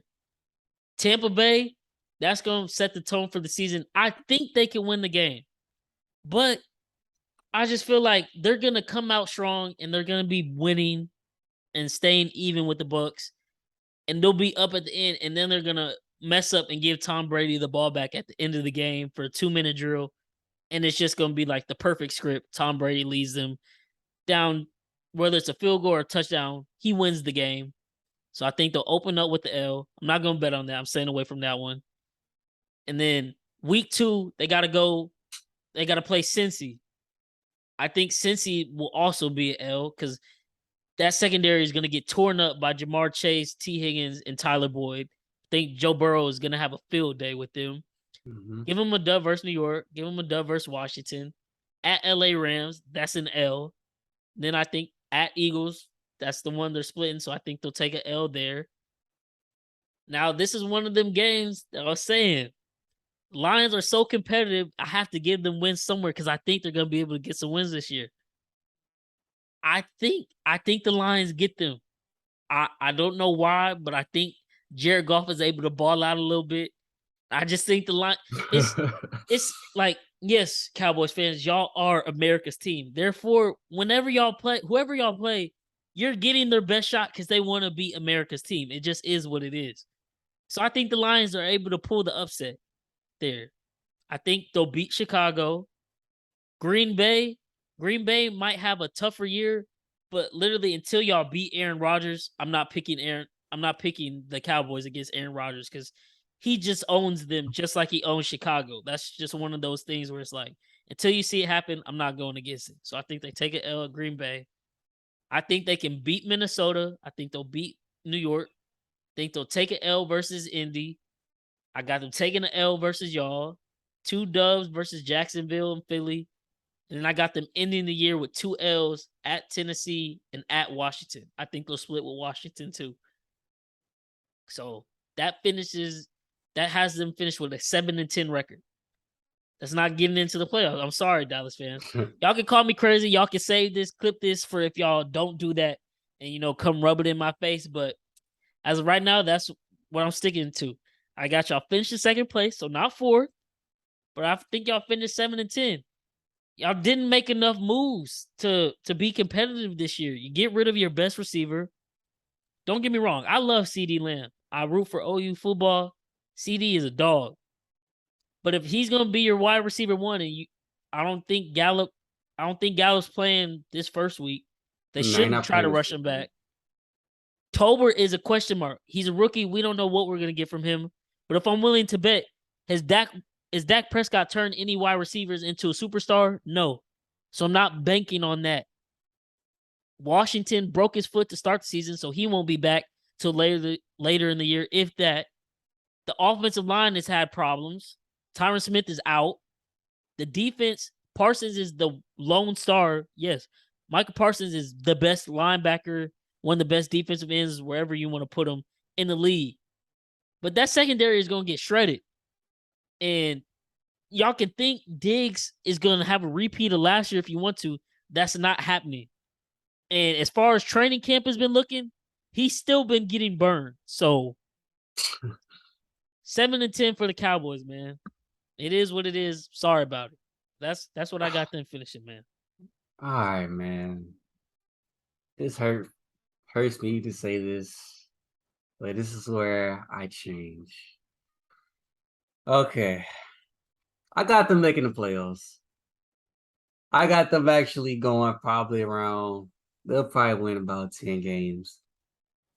Around 10 or 11. But I think they'll beat out, because at first I had what was that, the NFC West, I believe it was, or one of them NFC. It's the one with the NFC West. I had the NFC West actually having 3 teams go in, but we'll get into that. I think Cowboys get in there. They just too healthy right now. Like, if they stay healthy, I see no reason why they won't kind of run through their division other than the Eagles, obviously. But the Commanders, I feel like they have no they can't compete yet. I don't think Wentz is there. I don't think Wentz is like their guy to like say, oh, okay, like we good enough to compete, like have our offense rolling and stuff like that. Also their defense is okay, but I don't think they can beat the Cowboys. I think they'll definitely win those 2 games versus the Commanders. I believe they'll definitely beat the Giants. Like I said, they'll split with the with the Eagles. So that's already at 5 games now. Um, I see them beating the Lions. I don't know. I mean, that's a home game. I mean, we it's gonna be a very competitive game, but like I said, that's a home game. AT&T they'll get it loud in there. I think they beat the Bears. That Packers game is gonna be a little shaky. They'll probably lose that game. I think they beat the Vikings in Minnesota. I think they lose to us. Definitely lose to us. I think they beat the I think they beat the You think Jaguars. they beat the Vikings? I think they beat the Vikings. I think Justin Jefferson has a field day on that one, man. Man, okay, their secondary it's kind of shaky. So it's like the safeties is not like the safeties and what's his name Diggs, he's like you've been saying, like he's been getting killed like this whole training camp. But it's like they have like so many like decent pass rushes, and I feel like that's gonna like really like get that defense kind of going, and the turnovers gonna still be there, and also they got this rookie named Sam Williams. He was like kind of like a nutcase at Ole Miss, but they drafted him in the second round, and honestly, he probably should have went first round because I mean like he's fucking insane. So like pairing him with Micah, that's just gonna be nasty. So I don't know. I that this is where I changed up a little. I kind of see what they was kind of saying. If they healthy, they should be all right. But it's depending on if they're gonna be healthy or not. Now the receivers wise, it's gonna be a little shaky. I feel like they're gonna have to run the ball for them to actually. If they run the ball, they could damn near beat anybody, Yeah, bro. well, they can. If Zeke gets 100 yards, they will win. But will they give Zeke or feed Zeke enough to do that, or be able to block for him to do that? I don't think they can We do don't that know. consistently because Yeah. they haven't done it. Even though the stats literally say they're like 26-4 when Zeke rushes for over 100 yards. So until the Cowboys do what's literally right for them, I'm not a believer in them. And just out of Cowboys fashion, they always drop 1 to 2 games they're not supposed to. Supposed to, yeah. They definitely do.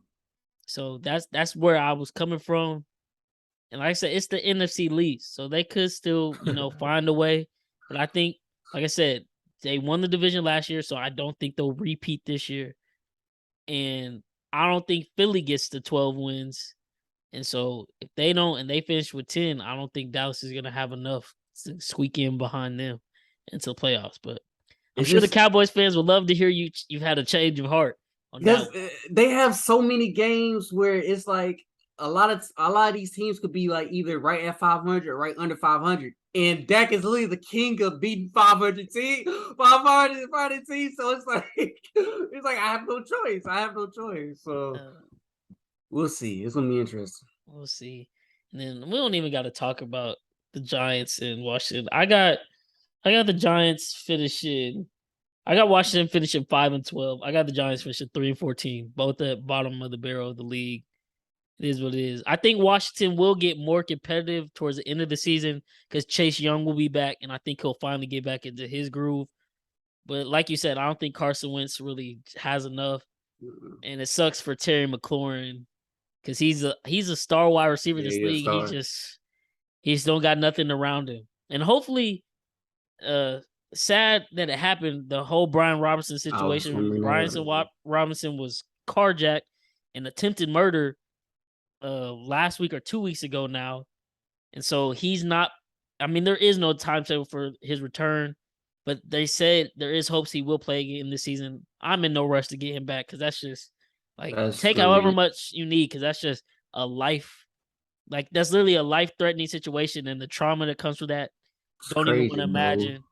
But I mean, if he's back, I think he'll be good because he was doing this thing in the preseason and he did win the running back The one running back role. role, yeah. And it sucks that now he has to sit out because of dumbass people, just dumbass humans, But I think they'll be competitive more towards the end of the year, and that's why I think they could potentially hand Dallas a L because division games are usually always tough. Always Yeah, it's comes gonna be down tough. to 1-2 possessions or a mistake here or there.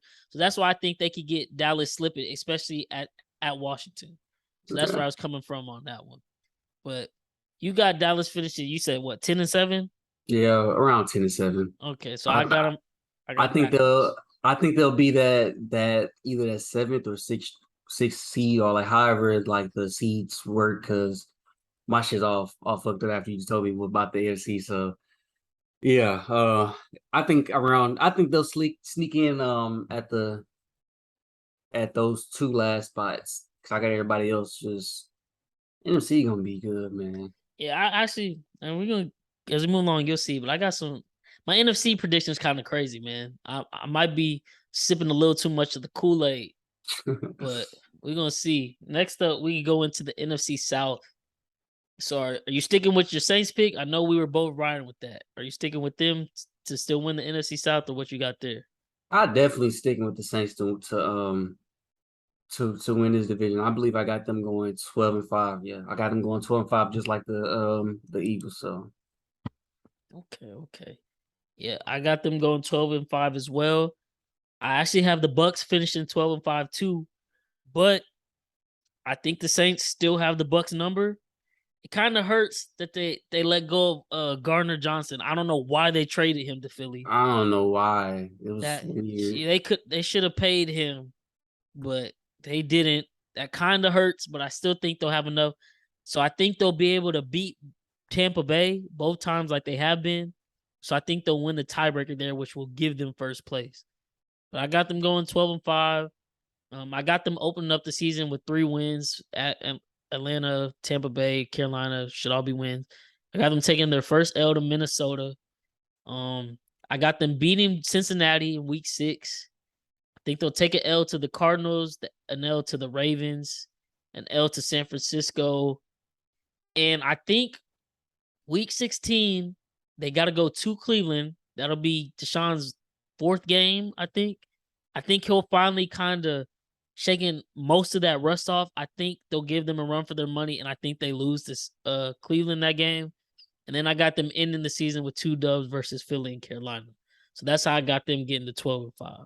What about you? Let's see. So I do believe they'll split with the Bucks. I think the Bucks gonna be that second seed. They beat the Panthers. I think they beat the Vikings. And they beat the Seahawks.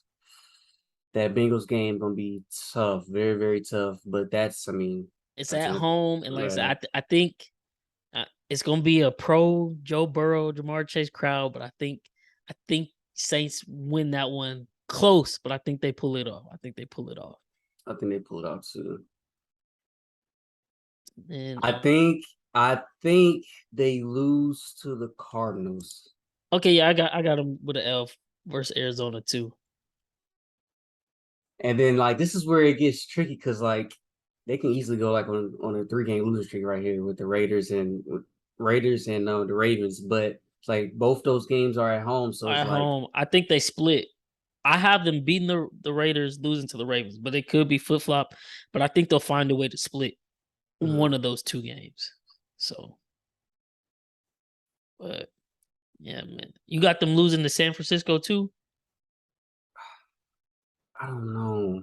See, like that's another tough game too because they go 2 49ers and like literally we haven't like no one has film on Trey Lance, so like Don't he could ball out, and then at the same time he could crumble under the he pressure. can crumble. Yeah, It's a question mark. I think I'm on the side where he's gonna ball out, I'm on the side too. and I I'm on didn't the expect that until I went through the schedule, and then I had San Francisco winning so many games. I was like, oh, well, I guess I got to be a Trey Lance believer then if I got them winning these games. So side. that's how that turned out. We'll touch on the NFC West last, but yeah, Tampa Bay. As far as Tampa Bay goes, so I got them opening the season with a dub versus Dallas, but I think Dallas can be right there to steal that game.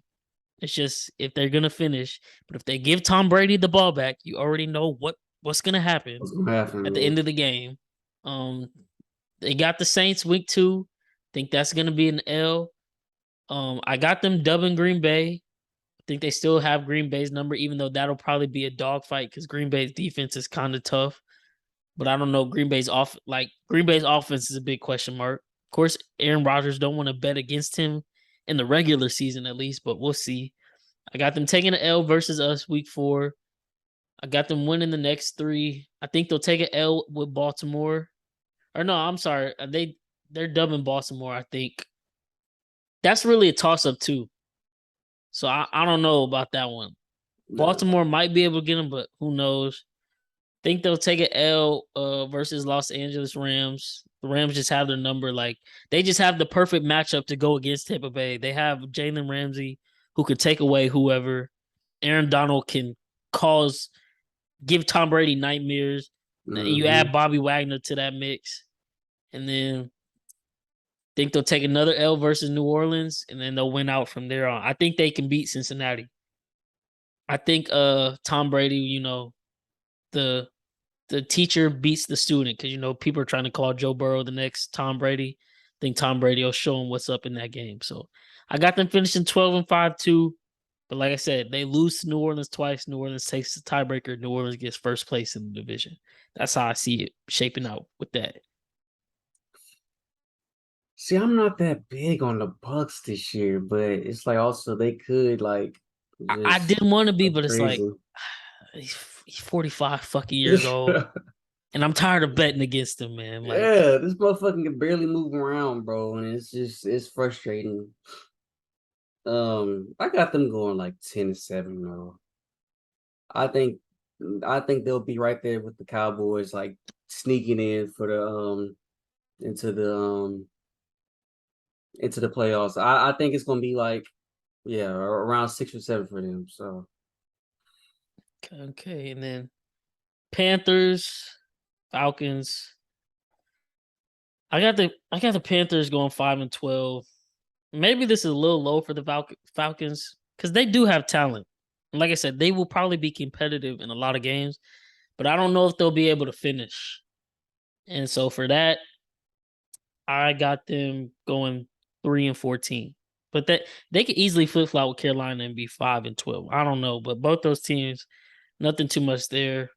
And I don't have them getting an upset versus Tampa Bay or New Orleans at any point either. So yeah, both of them bottom of the barrel. And with that, we can move on to the NFC North. Now this is where I've changed up a lot, and you're probably gonna call me crazy and some other words in the book. But going through the schedule, this is how I was feeling. So you let me know. What do you think of the NFC North, man? Oh, you know who I got. You got that bad, man? Oh, I got that bad, man. They going 13-4 again, man. I mean, they're gonna be one of the best teams in the. It's like he's like Pat Mahomes. You can't count out him, man, in the regular season for sure. You can't count out him. He gonna find whatever it takes to win football games in the regular season. He gonna get the offense going. They got 2 dogs at running backs. They receivers. Excuse me. Bless you. They receivers. They got sneaky young receivers that could just pop up out of nowhere and like just start playing good. And like it's like I'm hearing things about Romeo Dubs. Like he gonna be crazy good. Heard he's supposed to be the next big replacing Devontae. Literally, like even A-Rod is speaking like very very highly of him, and that's kind of surprising because he don't really speak high of nobody. So like you said, that defense is still good. So I got them going 13-4, but we'll see. Yeah. I mean, I don't have them going 13-4, but at the same time, it's the same thing with Kansas City. They lose Devontae, and so yes, it's like, oh, they lost one of the best wide receivers in the league. But now it's like, who's the defense gonna focus on? Because you don't know who Aaron Rodgers is gonna throw to, and he's gonna have to spread it around. Got Sammy Watkins, Randall Cobb, Christian Watson, Tanya at tight end, Dubs, like you said. You really don't know, and it could be anybody every different week. But I think they kind of have a few struggles. I got them finishing 11-6 this year. And I know I'll be crazy. Don't bet against Aaron Rodgers. I got the Vikings finishing 13-4. I think they're. I know it, and we'll touch on that when we get to the playoffs. I'm not completely drinking all the Kool-Aid, but I did take a few good sips, and I'm buying in on the Vikings, man. I think Justin Jefferson, best wide receiver possibly in the league this year. I think. As far as the Packers go, I think they're gonna take an L week 1 versus Minnesota away game. I think Minnesota's gonna be ready to play that one, and that'll be the first game Aaron Rodgers is kind of trying to figure it out. And I want to say these last 2 seasons, if I'm not mistaken, Green Bay has opened up the season with losses, and media, of course, runs wild from there. And then they, of course, find a way. Aaron Rodgers go to the press conference and be like, "Y'all need to chill out. Like, we're gonna figure it out." But I think because last year they opened up with they got blown out by New Orleans Yeah, randomly. Sure did get blown out. I don't think they'll get blown out, but I think Minnesota will win this game because the Minnesota should have beat them last year, and they just choked at the end and let Rodgers get the ball back. I think Minnesota gives them an L to open up with. They'll beat Chicago. I think Tampa Bay gives them an L. This is probably where I could easily make them 12-5, but I was trying to pick upsets for certain teams just to test my luck. I got them randomly going on a 3-game losing streak versus Washington, Buffalo, and Detroit.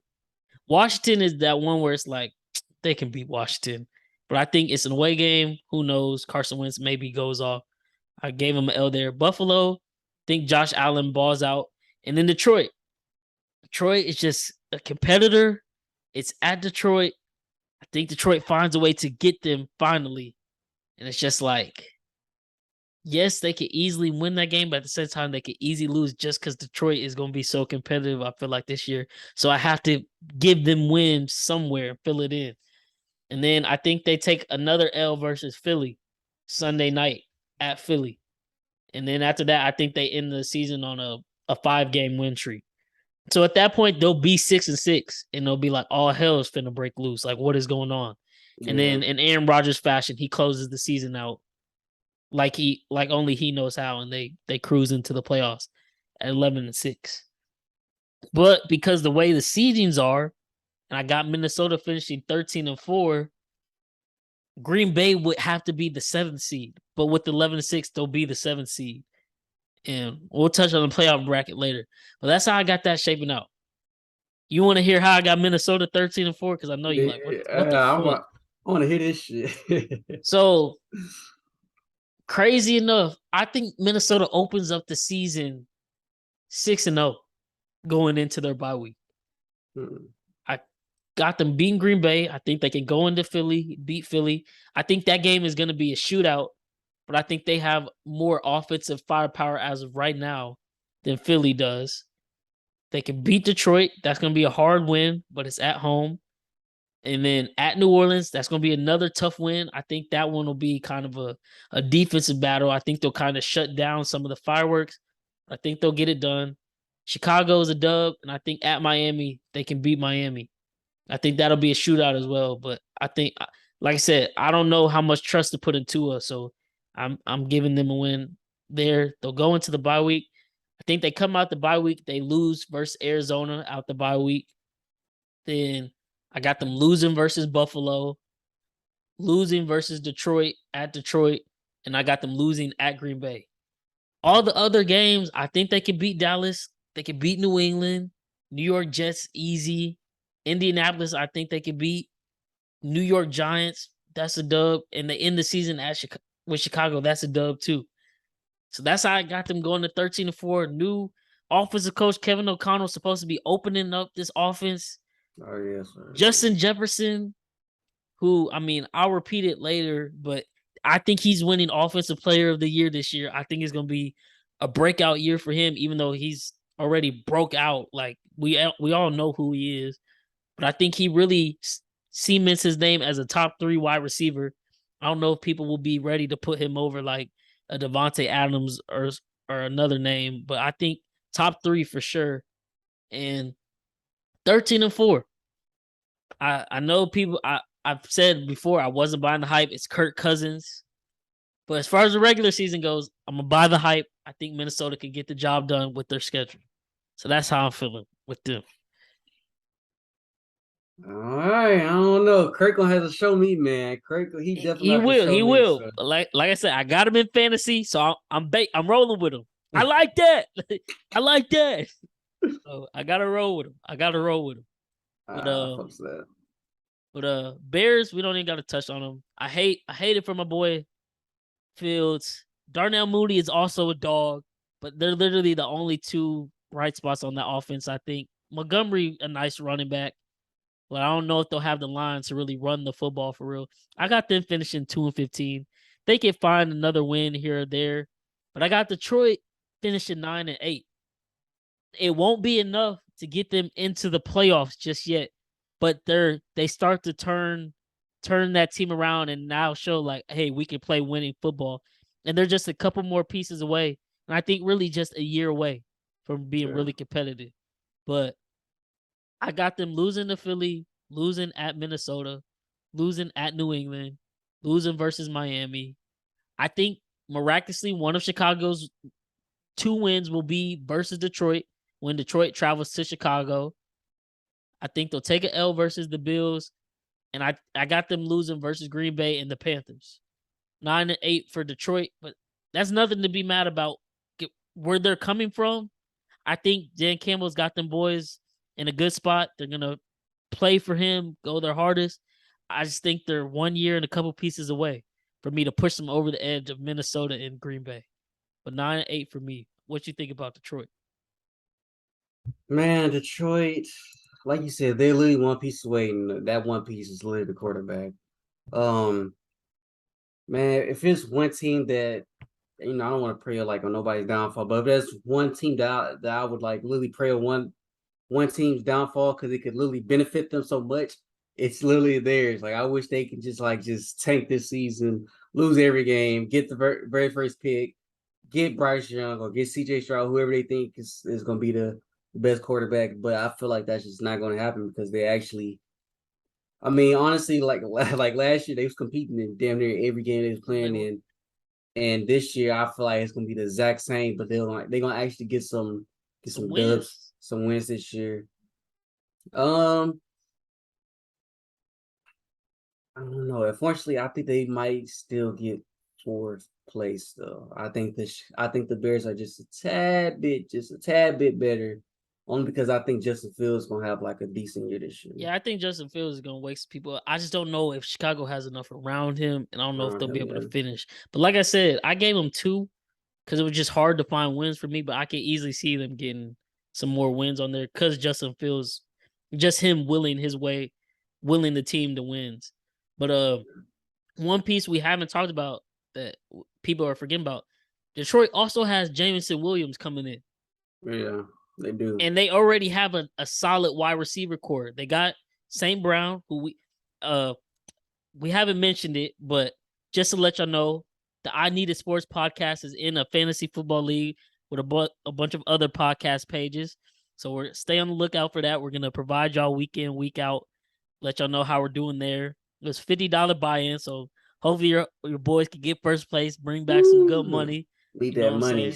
But St. Brown was one of the picks. We one of the guys we picked up, courtesy of Cam. Let me know. Definitely make that pick. It was a steal. They got him, got Josh Reynolds, who was coming on last season with golf. They got DJ Sharp from Jacksonville. Don't know why they let him go. And then you got Jameson Williams. And like I've said before, Jared Goff isn't the best quarterback, but he's a game manager and he can be serviceable. He was able to help the Rams get to Super Bowl. Granted, they had a great defense and a great offense with Sean McVay, but Jared Goff can get the job done. So that's how I got them finished with 9-8 because like they're gonna be competitive, and I think they'll just find a way to win some games because they learned from their mistakes last year. And Aiden Hutchinson, their number 2 pick of the draft, he's been looking really good in preseason. I think he's gonna help turn that defense around. So watch out in Detroit, man. They got Jeff Okudah back too. Their top corner, like all the pieces they've been putting there, I think it's finally starting to gel. And while you hope they tank so they can get a quarterback, I don't think they'll tank. I think they're gonna mess around and win a lot of football games. It's like, dang, Detroit. It used to be like, oh, you can check this off the schedule. It's easy dub. You can't do that right now. Yeah. So, with that, we can now move into the final division. It used to be the best division in football, but with Seattle going the way they are, it's now the second best. So, the NFC West, man, this one is tough. It's so tough. So tough. Well, defending Super Bowl champions. We know who's gonna win the division. Well, I feel like we both or you don't know. Are you saying the Rams gonna win it with no problem? I think the Rams gonna win it, but I think the 49ers gonna be right there close to them. So what you got the Rams finishing with? I got the Rams going 13-4. They're gonna be one of the best teams in the league again. Okay. I mean, it's like, how can you stop Cooper Kupp and Allen Robinson now?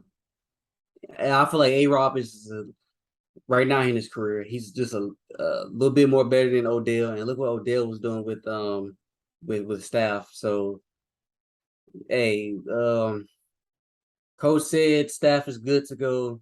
Staff good to go. They're not worried about his elbows no more. Yeah, that is something to watch. Stafford's been having some problems with his elbows that they said it could linger all season. He says there's no problem. He's not limited, but just keep an eye on that because they're going to need a healthy Matthew Stafford if they want any chance of repeating, let alone taking the NFC West. But yeah, what you got? What's their record break? I know you said 13-4, but how you think they get there?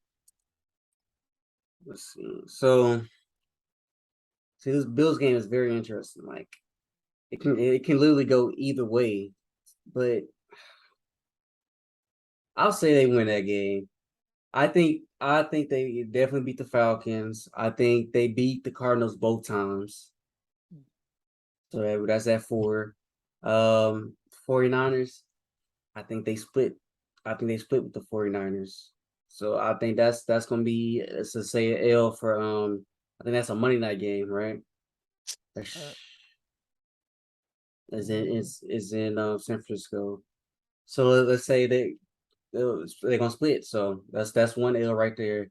I think they be close with the Cowboys, but I think they handle the Cowboys. I think they handle the Panthers. They're gonna beat the 49ers. I think that the Bucks, I'm not too sure. I got them beating the Bucks. I think they just, like I said, I just think they're the perfect matchup that goes against everything the Bucks have. And that's why they've been whooping them ever since Tom Brady has went over there. I believe they're 3-0 now versus the Bucks. And like, the Bucks just got lucky they didn't have to face them in the playoffs the year they went to Super Bowl, because I think they would have got them that year too, even with Jared Goff. That defense just can shut down Tom Brady in that offense. It just is what it is.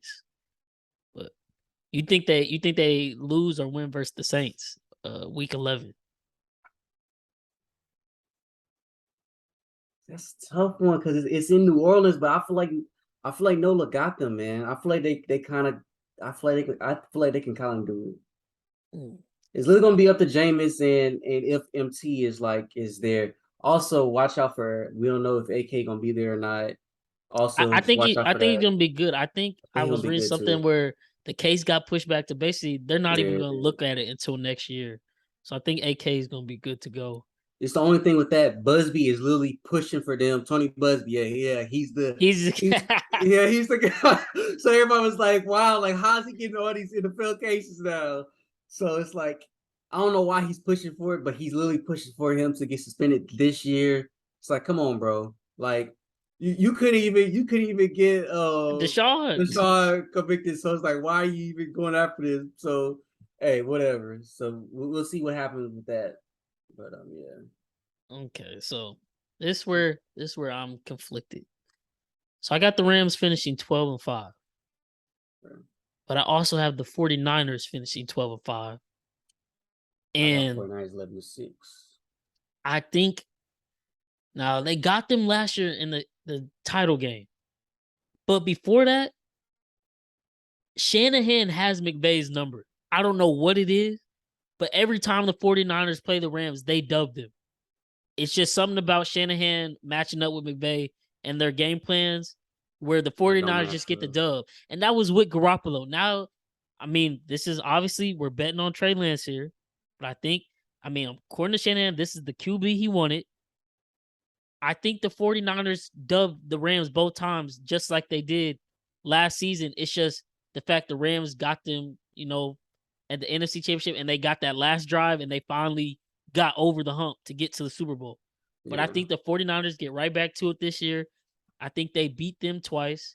I also have the Rams losing at Arizona week 3. I think they'll open up the season with a dub versus Buffalo, but that could easily be a coin flip and they lose that game. Think they'll beat Tampa Bay, like I said. I got them losing at the Saints. I think they'll be able to beat my Chiefs in Kansas City.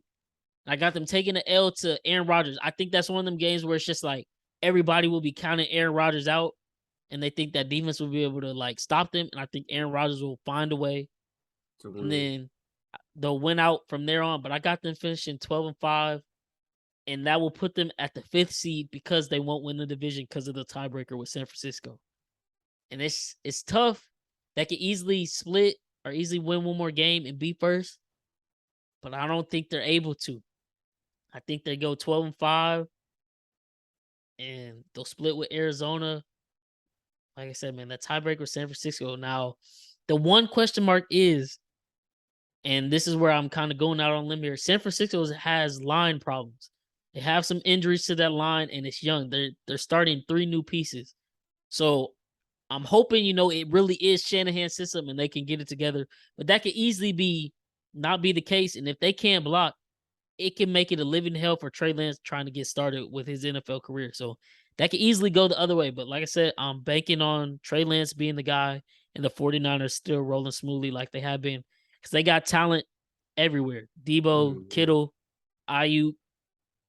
They just went and got the wide receiver from SMU. Davis Price from LSU, the running back. He's probably not going to start, but I know he's going to get a lot of carries as they move on to the year, and that's a big fast back. So I got them both finishing 12-5, both making the playoffs. And then Arizona, man. I'm not with them this year. I have them finishing 11-6. I'm not with them this year. But because the way the seedings go, they don't make the playoffs with 11-6, and then it's like, you just paid Kyler, so now do you get rid of Cliff? What do you do? So what do you why aren't you with them this year? What do you think happens with Arizona? What you got to finishing at? Okay, so first thing first, if you look at it like this, like they first couple of games, like this shit is like hard. It's hard. I think they really have one of the hardest schedules in the league. And then you just pile on top injuries. Also, you got Hopkins out. You got Hopkins out. Cliff can't coach.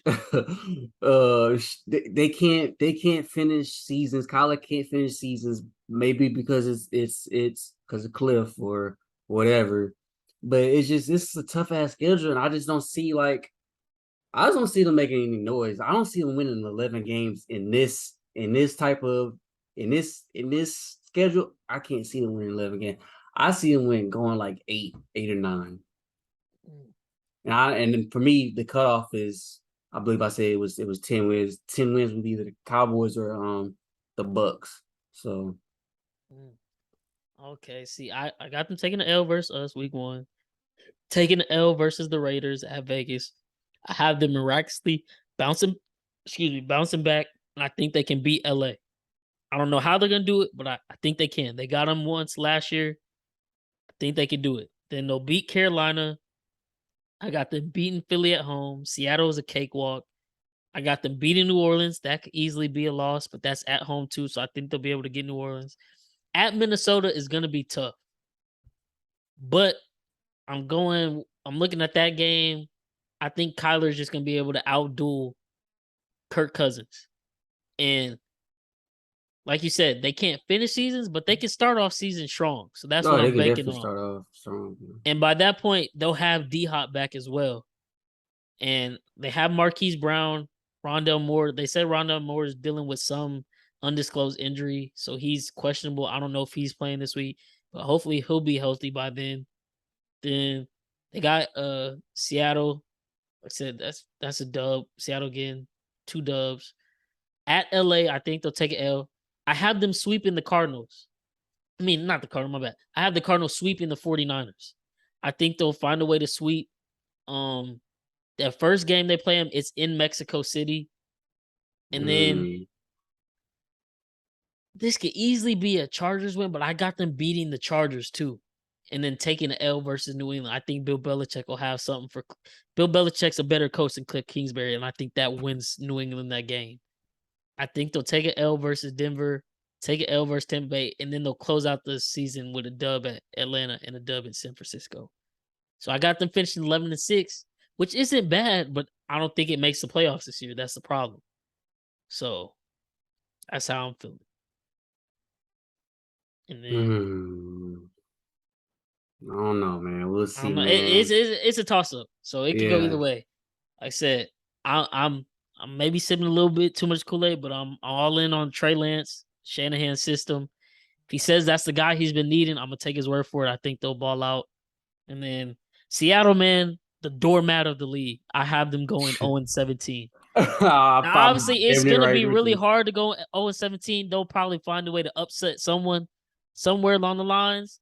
But looking at their schedule, man, like I went through on the schedule and put WL for all these teams we've been going through. For theirs, I just went over the whole schedule and put one big L, 0-17. Everywhere I had a team was playing, I was like, oh, that's a dub for them. So literally this week, I will be fading Seattle every week. I'll be pairing it with whatever I think is another lock, and I'll be going all in on that bet every week because that's going to win me money 9 times out of 10. Yeah. So if you're listening to this, fade Seattle every week. We'll have to see. We'll have to test the waters with the spread. But as long as you have a certain pick, fade them. Like this week, I sent it to Cam. I'll actually give y'all 2 parlays because this isn't one I was planning on giving. But I have the Ravens and Denver winning, and so that's that hammered in. It's a negative odds parlay. You could throw 100 on it to win 85. But still, man, take it. Seattle's gonna lose damn near every game. So fade them. Just do it. You're gonna be up big at the end of the year fading Seattle. I guarantee you that. But that wraps up the NFC. My final NFC standings go like this. Minnesota first with 13-4. San Francisco second because they win the division at 12-5. Saints third, 12-5. They win the division. Eagles fourth because they win the division at 10-7. Then the Rams, Bucks, and Green Bay 5th, 6th, and 7th. Now, going into that, we'll stop there because we'll touch on the awards. Then we'll go to the playoffs. But that's how I got the seedings finishing out, 1 through 7. So, well, mine, I think. So I got Rams in first seed going 13-4. Packers second seed 13-4. I got Saints third seed 12-5. Got the Eagles 4th seed 12-5. And then I got 49ers going 11-6, 5th seed. I don't know if that have to like change up or not. And then 6th seed is either gonna be either Bucks or the Cowboys. Then 7th seed, obviously, either Bucks or Cowboys. So like that. Yeah, and it'll just come down to certain tiebreakers.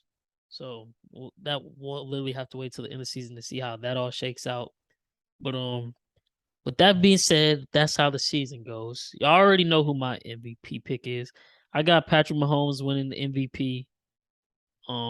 What about you? What who do you think wins MVP? Are you sticking with your Lamar take, or after looking things over? Nah, I'm sticking with my with my LJ take, man. I got him winning MVP this year. This is his they won't pay this man his money. So he's gonna absolutely show everyone like, hey bro, like I'm really him. I'm a top 3 quarterback in the league right now. Pay me my money. This is me. This is who I am. I'm him. So I think he comes out and I think he's gonna have a crazy ass year this year. So we'll see. So Patrick Mahomes is at plus 700 odds. for MVP. Lamar Jackson is at plus 2,000. So I have Patrick Mahomes. I've already put money on that. I think, let's see. I got it when it was plus 750. I threw $10 to win 75 on that. But for plus 2,000, I might go throw another 10 just to see on Lamar because I think he's gonna ball out. Like I said, Ravens gonna be 14-3, and with that record, he's gonna have to be in MVP discussions. So I don't disagree with you there. I can see that easily being the case. Offensive player of the year, like I said earlier, I think Jay Jettas is that guy, man. I think he's finna. Like, I hate to even call it a breakout year because 2 years into the league, he has the most reception yards of all time. But he's about to have a breakout year, and he's just going to ball out even more. And so I think with that new system with Kevin O'Connell, he's going to be able to scheme him open even more.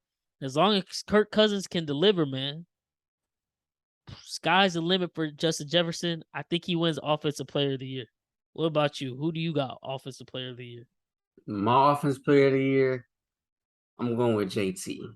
Now, obviously, he couldn't win it last year because obviously, Cooper Kupp. Had Kupp there. And I don't think Kupp going to have the exact same. If he have the exact same season that he did this year, oh my goodness, that'd be nuts. But we have to talk about him in the greatest wide receiver ever. I feel like, yeah, for sure. Back to back years, he does that.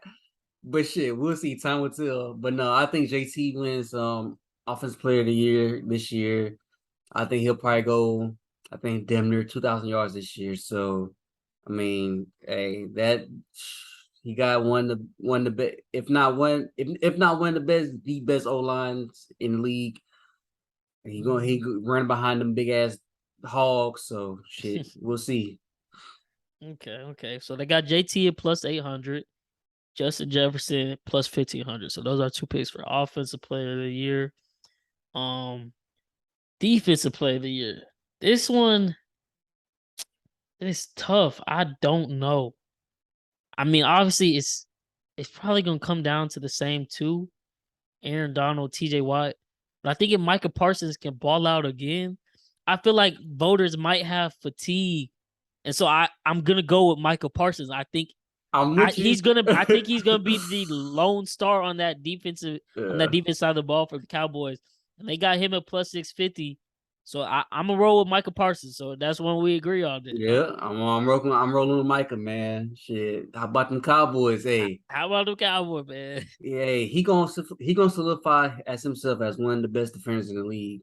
Like he's just that good. So I know I had him low in that defensive little defensive thing we was doing or whatever rankings, but he should solidify as one of the best. He's a beast, man. I don't like the Cowboys. Y'all call me here. I'll give him his props. That man is a straight beast. You can put him at defensive end.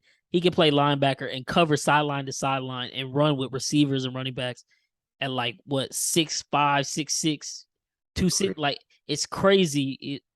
Dude is an athletic phenomenon. He shouldn't be able to move that way, scientifically speaking, but he does. So yeah, Defensive Player of the Year plus 650 odds. Micah Parsons.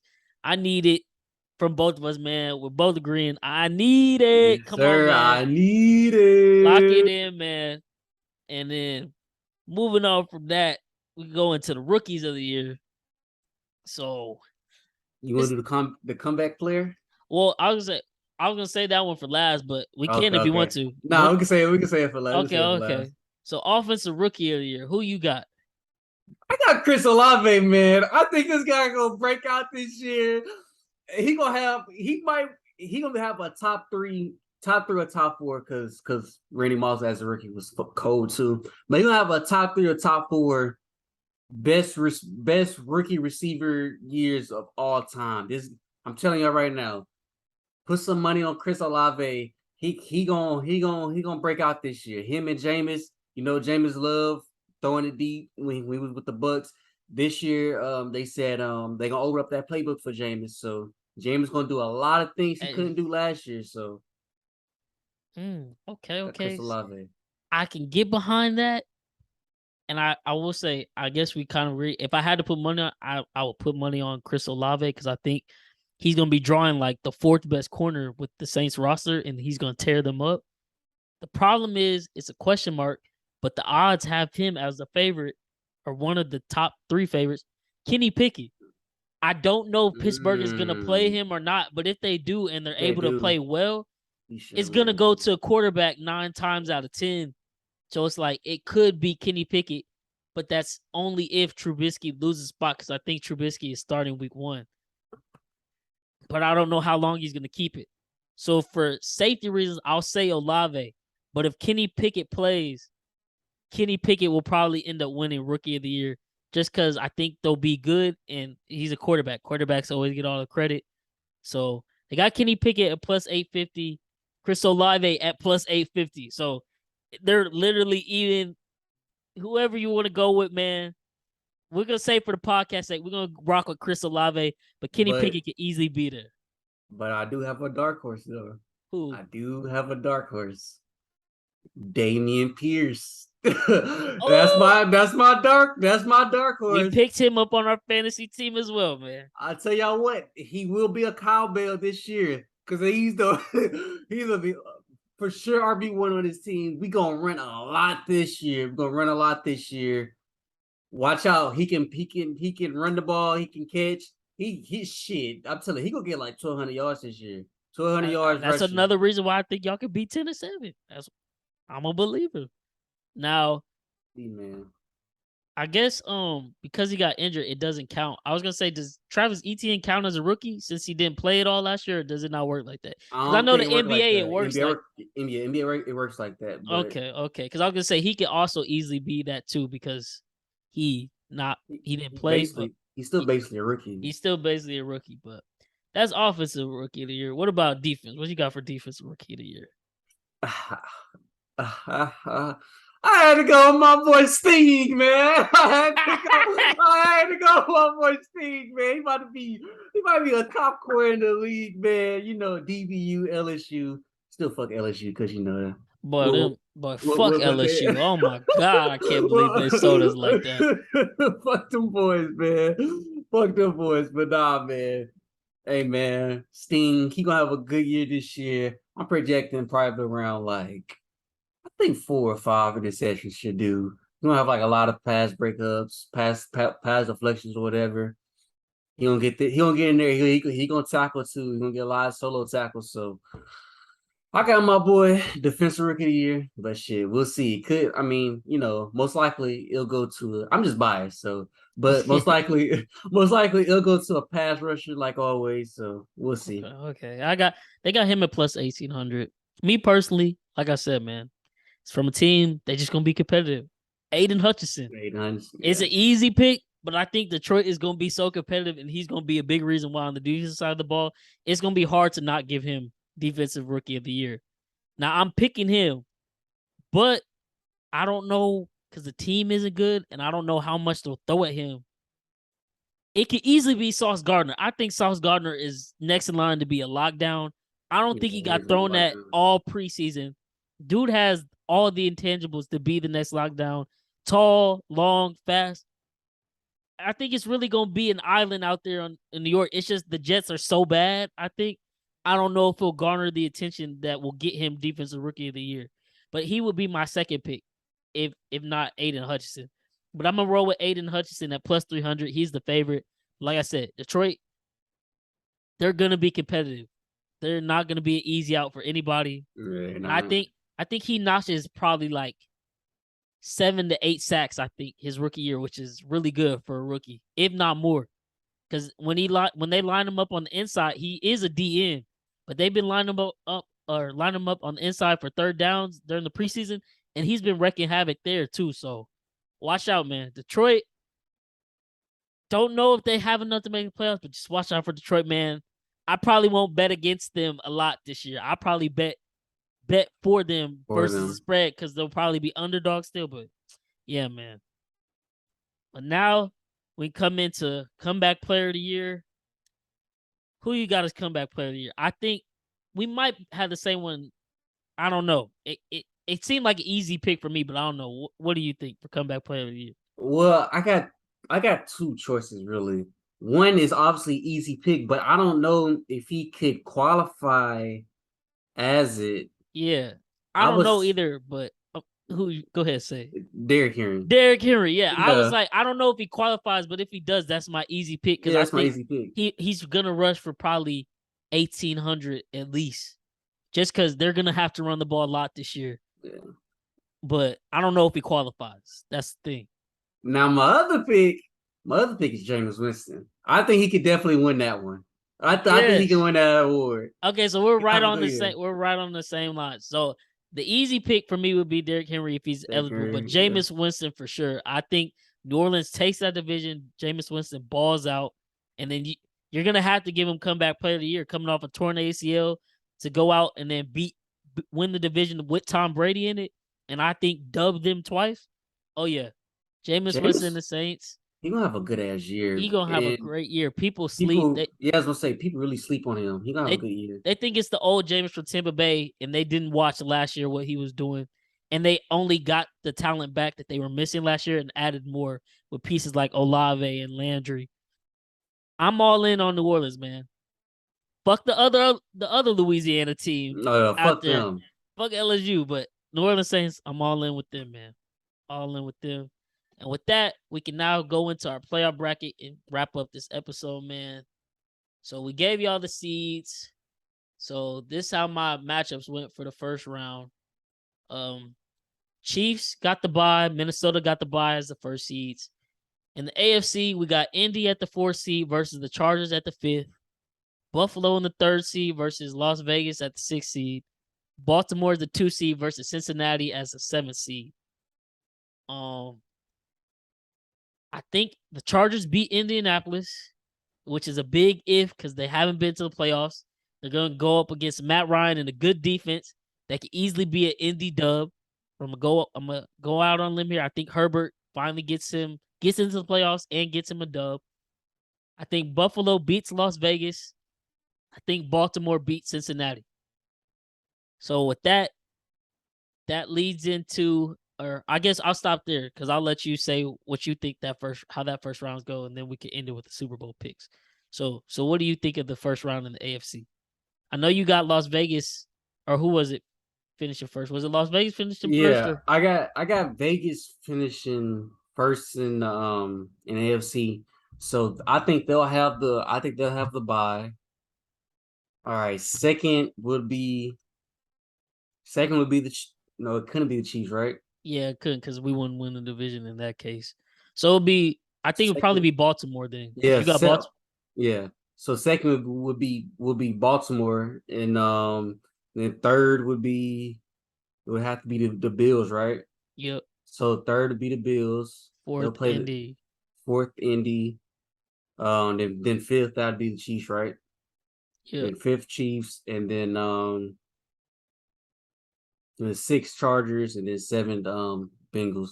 So first game of the year. I mean, well, first playoffs game. It'll be the second seed versus the seventh seed. So As we both Ravens, got Baltimore and yeah, Cincinnati. Cincy. I think Ravens handling them. Me personally, I think Ravens I handling them think they put their foot on the throat and remind people like, oh, y'all was talking all that noise after last year saying, oh, this is now Cincy's division, Cincy the new best AFC team. No. Lamar Jackson go get him a playoff dub, shut all that talk up, and have haters pissed for the rest of the offseason. for sure, for sure. For sure. And And then got the third versus sixth seed. So that's Bills versus Bills versus the Chargers. That shit gonna be a shootout. Ooh, that's a tough one. I think I would go Buffalo, but that could easily if they don't any given Sunday. But because of the experience, I think Buffalo will win that one. I got them playing Las Vegas, and I got them winning that 3 versus 6 matchup too. So, would you go with Buffalo or are you going with the Chargers? I'm gonna go Buffalo because like you said, experience. They got very much experience over the Chargers. So I'm gonna go Buffalo with that. And then you got the fourth versus fifth seed. That's Colts versus Chiefs. Y'all gonna beat the shit out of the Colts. So so y'all go to the next round. Okay. That would actually be tough because that would actually be a game at Indy. that would be a tough win, but I think we grind that one out. So out. for me, the second round, or do you want to go to the first round, the NFC? We keep on with the second round of AFC. Okay, so second round of AFC, I would have KC versus the Chargers, and I would have Buffalo versus Baltimore. Now, of course, everybody's been trying to say Herbert is better. I can only imagine either the backpedaling or doubling down the analysts will be doing that week if we play the Chargers in the playoffs. It will be at home. I think Mahomes lets Herbert know, like, hey, you might be great in your own right, but this still my conference, this still my division. I think we dub LA Chargers. It would be a close, but I think we pull it out at the end. And then Buffalo versus Baltimore. I think Baltimore beats Buffalo. I just think it's a Lamar proof year, and he's finally just gonna shut a lot of people up. Mm-hmm. So I got Baltimore over Buffalo, and that really hurts Buffalo because Buffalo, it's literally Super Bowl or bust. They've made all the moves. Everybody keeps saying Josh Allen is the best quarterback in the league. They have the best defense. They're the Super Bowl favorites. And for them to still not make it to the AFC Championship in another divisional loss, then you start looking sideways at Buffalo like, well, damn, what can we do? Because everything is there. And another way Lamar just makes a lot of people unhappy and it makes a lot more hater because, like, how the fuck did the running back beat Josh Allen, the supposed best quarterback? But I think Baltimore dubs them, man. What you think of the second round? So my second round, it'll be just like you, kind of just like yours. You got Baltimore versus the Bills, and then you got the Chiefs versus Raiders. Okay, now I've been saying, the Raiders, man, they going best team in the league. You go better on them in the playoffs? Fuck no. Hell no. Now I think I'll play the Chiefs. If they play the Chiefs in the playoffs, look, man, I'm sorry, but the Raiders, they just haven't been there before. Like, they haven't been like, it's gonna be something new for them. Like, oh shit, we this cold. We got a bye week. They probably gonna fuck off in the bye week and stuff like that. I think y'all come into Vegas. I think y'all handling them. I think y'all win that game. I think y'all go to the to the next round. Now this Bills versus Ravens game. It's gonna be a very interesting game. I don't think the Bills gonna put up no points like that, man. That Ravens defense is they like that. Ready to go. As long as they're healthy, they're gonna be ready. And another reason I picked Baltimore in 2020. Baltimore played at Buffalo and Lamar Jackson actually got knocked out towards the end of the game.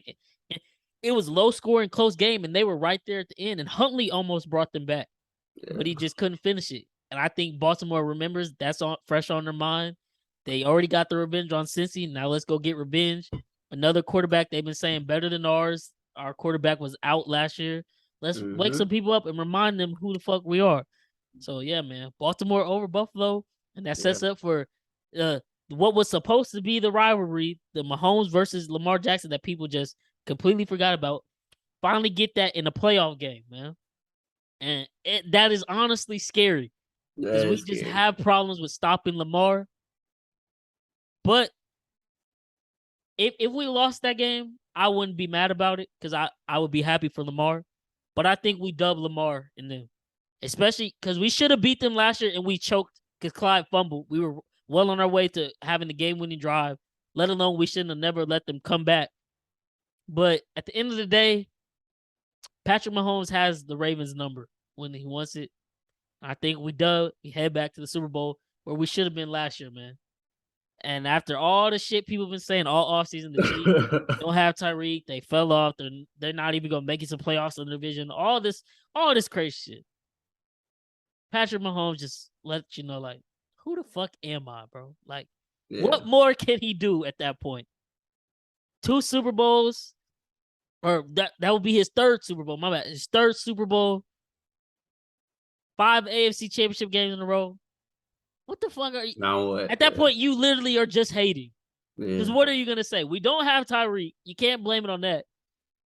I'm gonna laugh my ass off if they tell me, "Oh, well, you have Kelsey, the best tight end." Like, come on, man, come on. Everybody counting them out. I'm counting us in. I'm biased, of course, but yeah, man. You think Baltimore able to get us?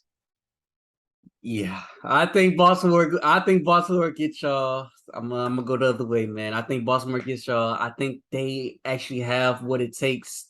They one of those teams that actually have what it takes to play y'all. I think they got the corners that can keep up with y'all receivers. They one of those teams they can.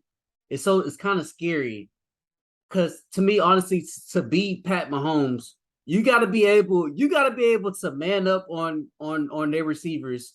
You got to be able to have a decent safety to man up on Travis. And I know he's only a rookie, but I feel like Kyle Ham is gonna be kind of big for him to like do this. But I feel like Kyle Hamilton, he could. I mean, he got the height. He got. I feel like he can do it.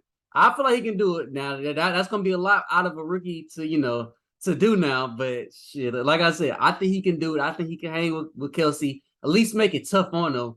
I mean, Kelsey probably will still go off, but I think it'll still make it tough on him. But for me personally, to beat y'all, bro, like y'all teams only have to like send four or like three, Really rush three. Yeah, really rush three.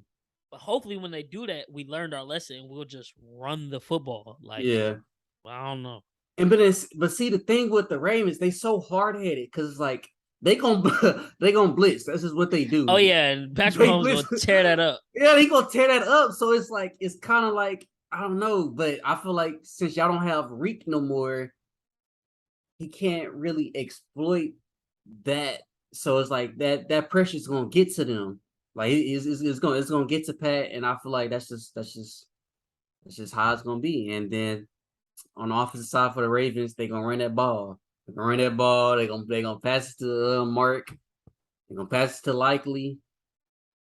Man, I got the Ravens. I think they're gonna do it this year, man. I can see them in the Super Bowl this year. Okay, I respect it. I respect it. This is LJ prove it year. Hey, I'm with it. So you got Baltimore, I got KC. Now to the NFC side, my first seed, I got Minnesota. The fourth seed, I got Philly. They would end up playing the fifth seed, the LA Rams. I got New Orleans as a third. I'm gonna match up with Tampa Bay at the sixth. San Francisco second, Green Bay seventh. So Philly and LA, as good as I think Philly can be, I don't think they'll beat LA when it counts. Even if they get that game, they'll get that game at home. LA Rams, defending Super Bowl champions, as long as they're healthy, I'm riding with the Rams on that one. So the Rams beat Philly. New Orleans and Tampa Bay. I love New Orleans. And I'm riding with them all year. But when it comes down to it, I think Tom Brady will just find a way to beat them again. Even though they beat him in the regular season, he'll get them in the playoffs. And it'll probably be in heartbreaking fashion the way they lose, because it's just something about Louisiana teams, the way they lose. Always got to lose in the most craziest ways ever. So I think Tampa Bay will win as a 6th seed. And call me crazy, but literally San Francisco has Aaron Rodgers' number. So until he proves it to me, I'll take San Francisco over Green Bay. Even though it'll be a rookie quarterback, Trey Lance's first playoff game at home, maybe that could finally give Aaron Rodgers, the win. But until I see it, man, like I said, I won't bet against San Francisco when they play Green Bay in the playoffs. So with that, my second round matchups now become Minnesota, Tampa Bay, because Tampa Bay is the 6th seed. So Minnesota will get the lowest seed, which sucks for them. I got LA versus San Francisco starting the second round. What about you? All right. So first seed, I got the Rams. They gonna get the bye. Second seed, I got the Packers. They'll go up against the Cowboys. That's 7th seed. Third seed, got the Saints. They'll go up against the Bucks. That's 3 versus 6 right there. And then I got 4th seed, I got the Eagles, and they got to play the 49ers. So now, second seed versus that second seed, Packers versus Cowboys. Come on, man. I mean, come on. He's a bad man. shit, he might not beat them other teams, but he can beat the Cowboys. Yeah, he can beat the Cowboys. He can beat the Cowboys in the playoffs. I think he handles the Cowboys. I think he get past them. Now you got the Saints versus Bucks. Tough one for me. But who that? Who that say gonna beat them Saints? I got the Saints winning Okay. Yeah, I couldn't do it. Man, look, I think this is Tom Brady's last year. I think he just finally after this first round, I think he'd be like, okay. He'll go out like he'll kind of go out like Drew Brees, man. But okay, we just lost in the playoffs. It's up for me, man. I don't want to keep putting my body out on the line like this. My mind, I'm not focused on football right now. He looks around, look at his team. I'm not really messing with this team like that. I think he retires after this year. But hey, he's 45. God damn, please retire. Shit. That's the only reason I'm saying it, because I'm hoping he retires. Tom Brady, if you watching this, please retire, bro. Just go. Leave. But anyways, we go on to the fourth and the fifth seed. That's the Eagles versus 49ers. That's going to be a crazy tough game. I think 49ers handling them, though. I think 49ers go into Philly. And I think they handle them. I got 49ers winning that. Okay. Yeah, man. Like I said, I'm a believer in Minnesota in the regular season. Come playoffs, now I'm sticking to what I always say. You think I'm finna trust Kirk Cousins versus Tom Brady in the playoffs? I don't care if he's at home. Hell no. Somehow, some way, the 45-year-old done found his way to the fucking NFC Championship again. I can't believe it. I hate to see it, but it's the way my matchups go. Tampa Bay beats Minnesota. LA versus San Francisco.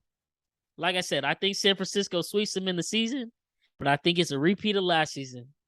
It's just going to be too big of a moment for Trey Lance and company, and it's not going to be his fault. Like, he's literally, this is his rookie year, damn near. Like, yes, he was in the league last year, but he didn't play that much.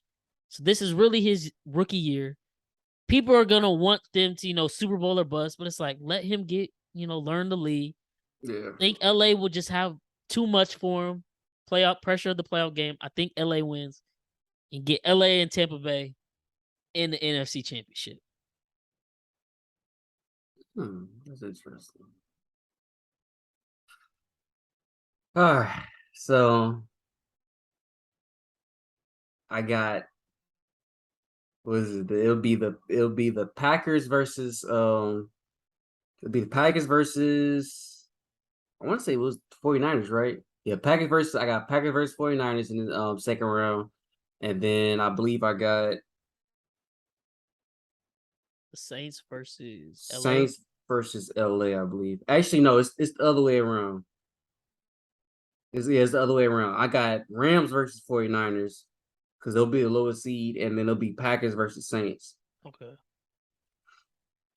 Now, that Packers versus Saints one, that should be a very interesting one, but it's going to be cold as shit. It's going to be cold as shit in Green Bay. I think they handling them. I think they handling the Saints. I think they move on. I got the Packers winning that game. Now, LA versus 49ers. McVay got them last year. But I think Shanahan and company, I think Trey Lance, man, I think Trey Lance gets them this year. I'm rolling with the 49ers, man. I got 49ers with a little bit of an upset, you can say, whatever. I think they go into LA. I think they take care of business. I think they go on to the next round. Okay. So you got San Francisco versus Green Bay. And it's a repeat of the NFC Championship, man. I got Tampa Bay, LA.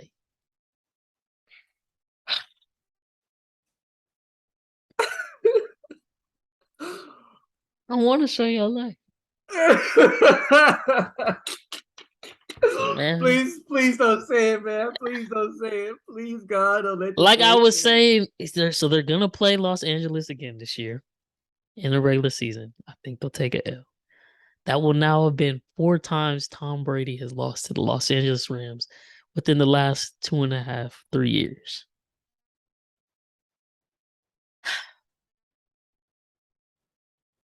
I don't think they'll be able to get him for a 5th time just cause. It pains me to say, like, get the fuck out the league. But honestly, I need my lick back. People are never going to give Patrick Mahomes the credit until he beats Tom Brady. Rematch of the Super Bowl, this time on a neutral site in Arizona, not fucking Tampa Bay, where that shit was a home game. Kansas City, Tampa Bay for the Super Bowl, man. Okay. Patrick Mahomes versus the 45-year-old who was supposed to fall off the cliff, but what do you know? He's still on top of the cliff, and he's right back in the Super Bowl, man. You can't write the script any better than this one. Whew. Damn, I just hate that you had to say that shit. I hate I had to say it, too. All right, man.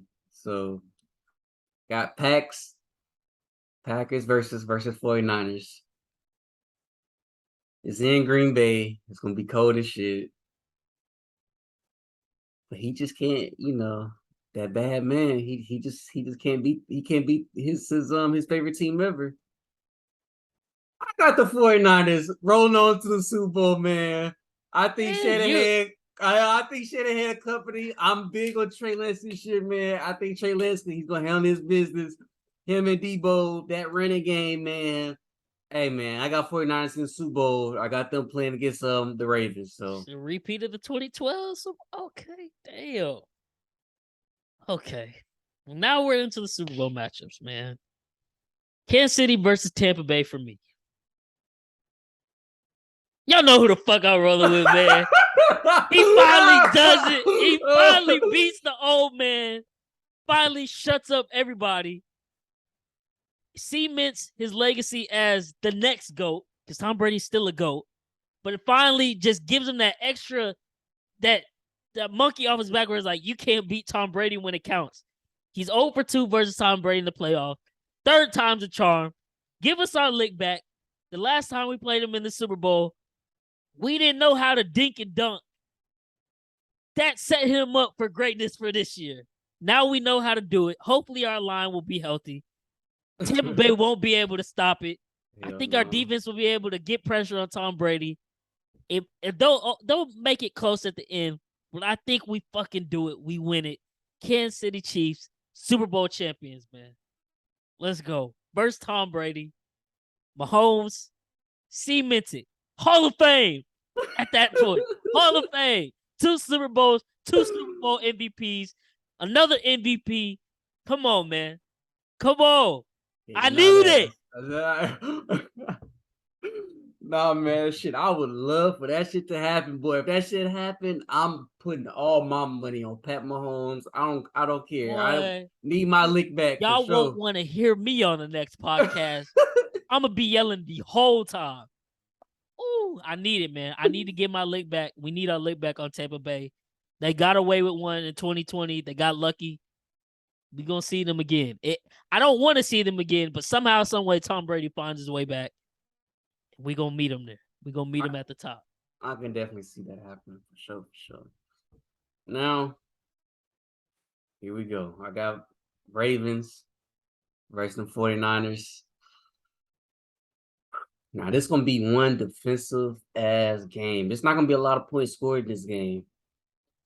It's going to be a very defensive, very, very defensive game. It's going to be probably one of the boringest games and one of boringest Super Bowls in NFL history for sure.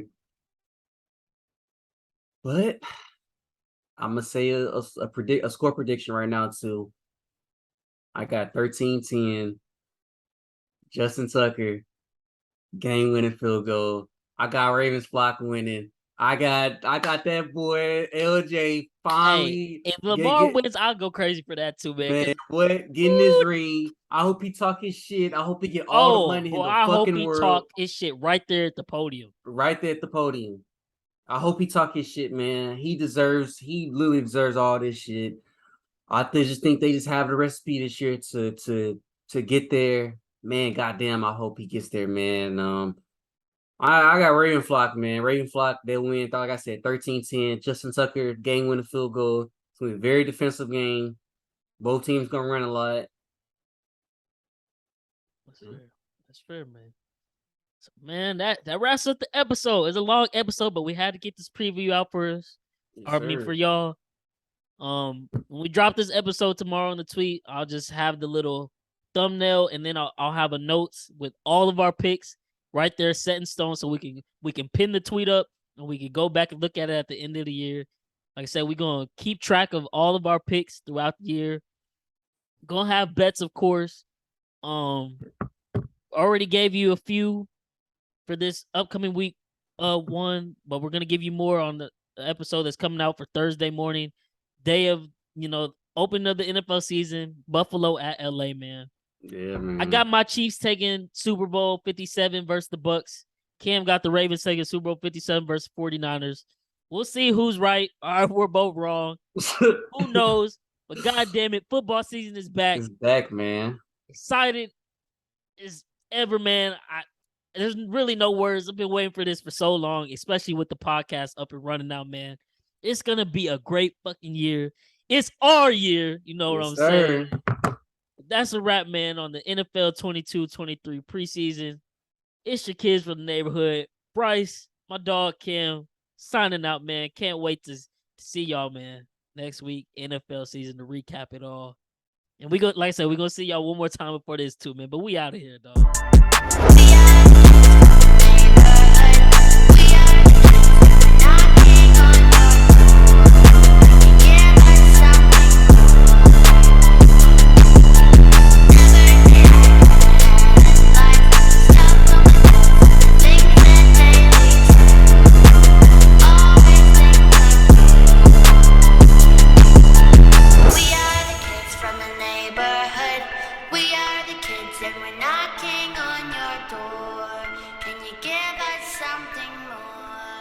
I need it.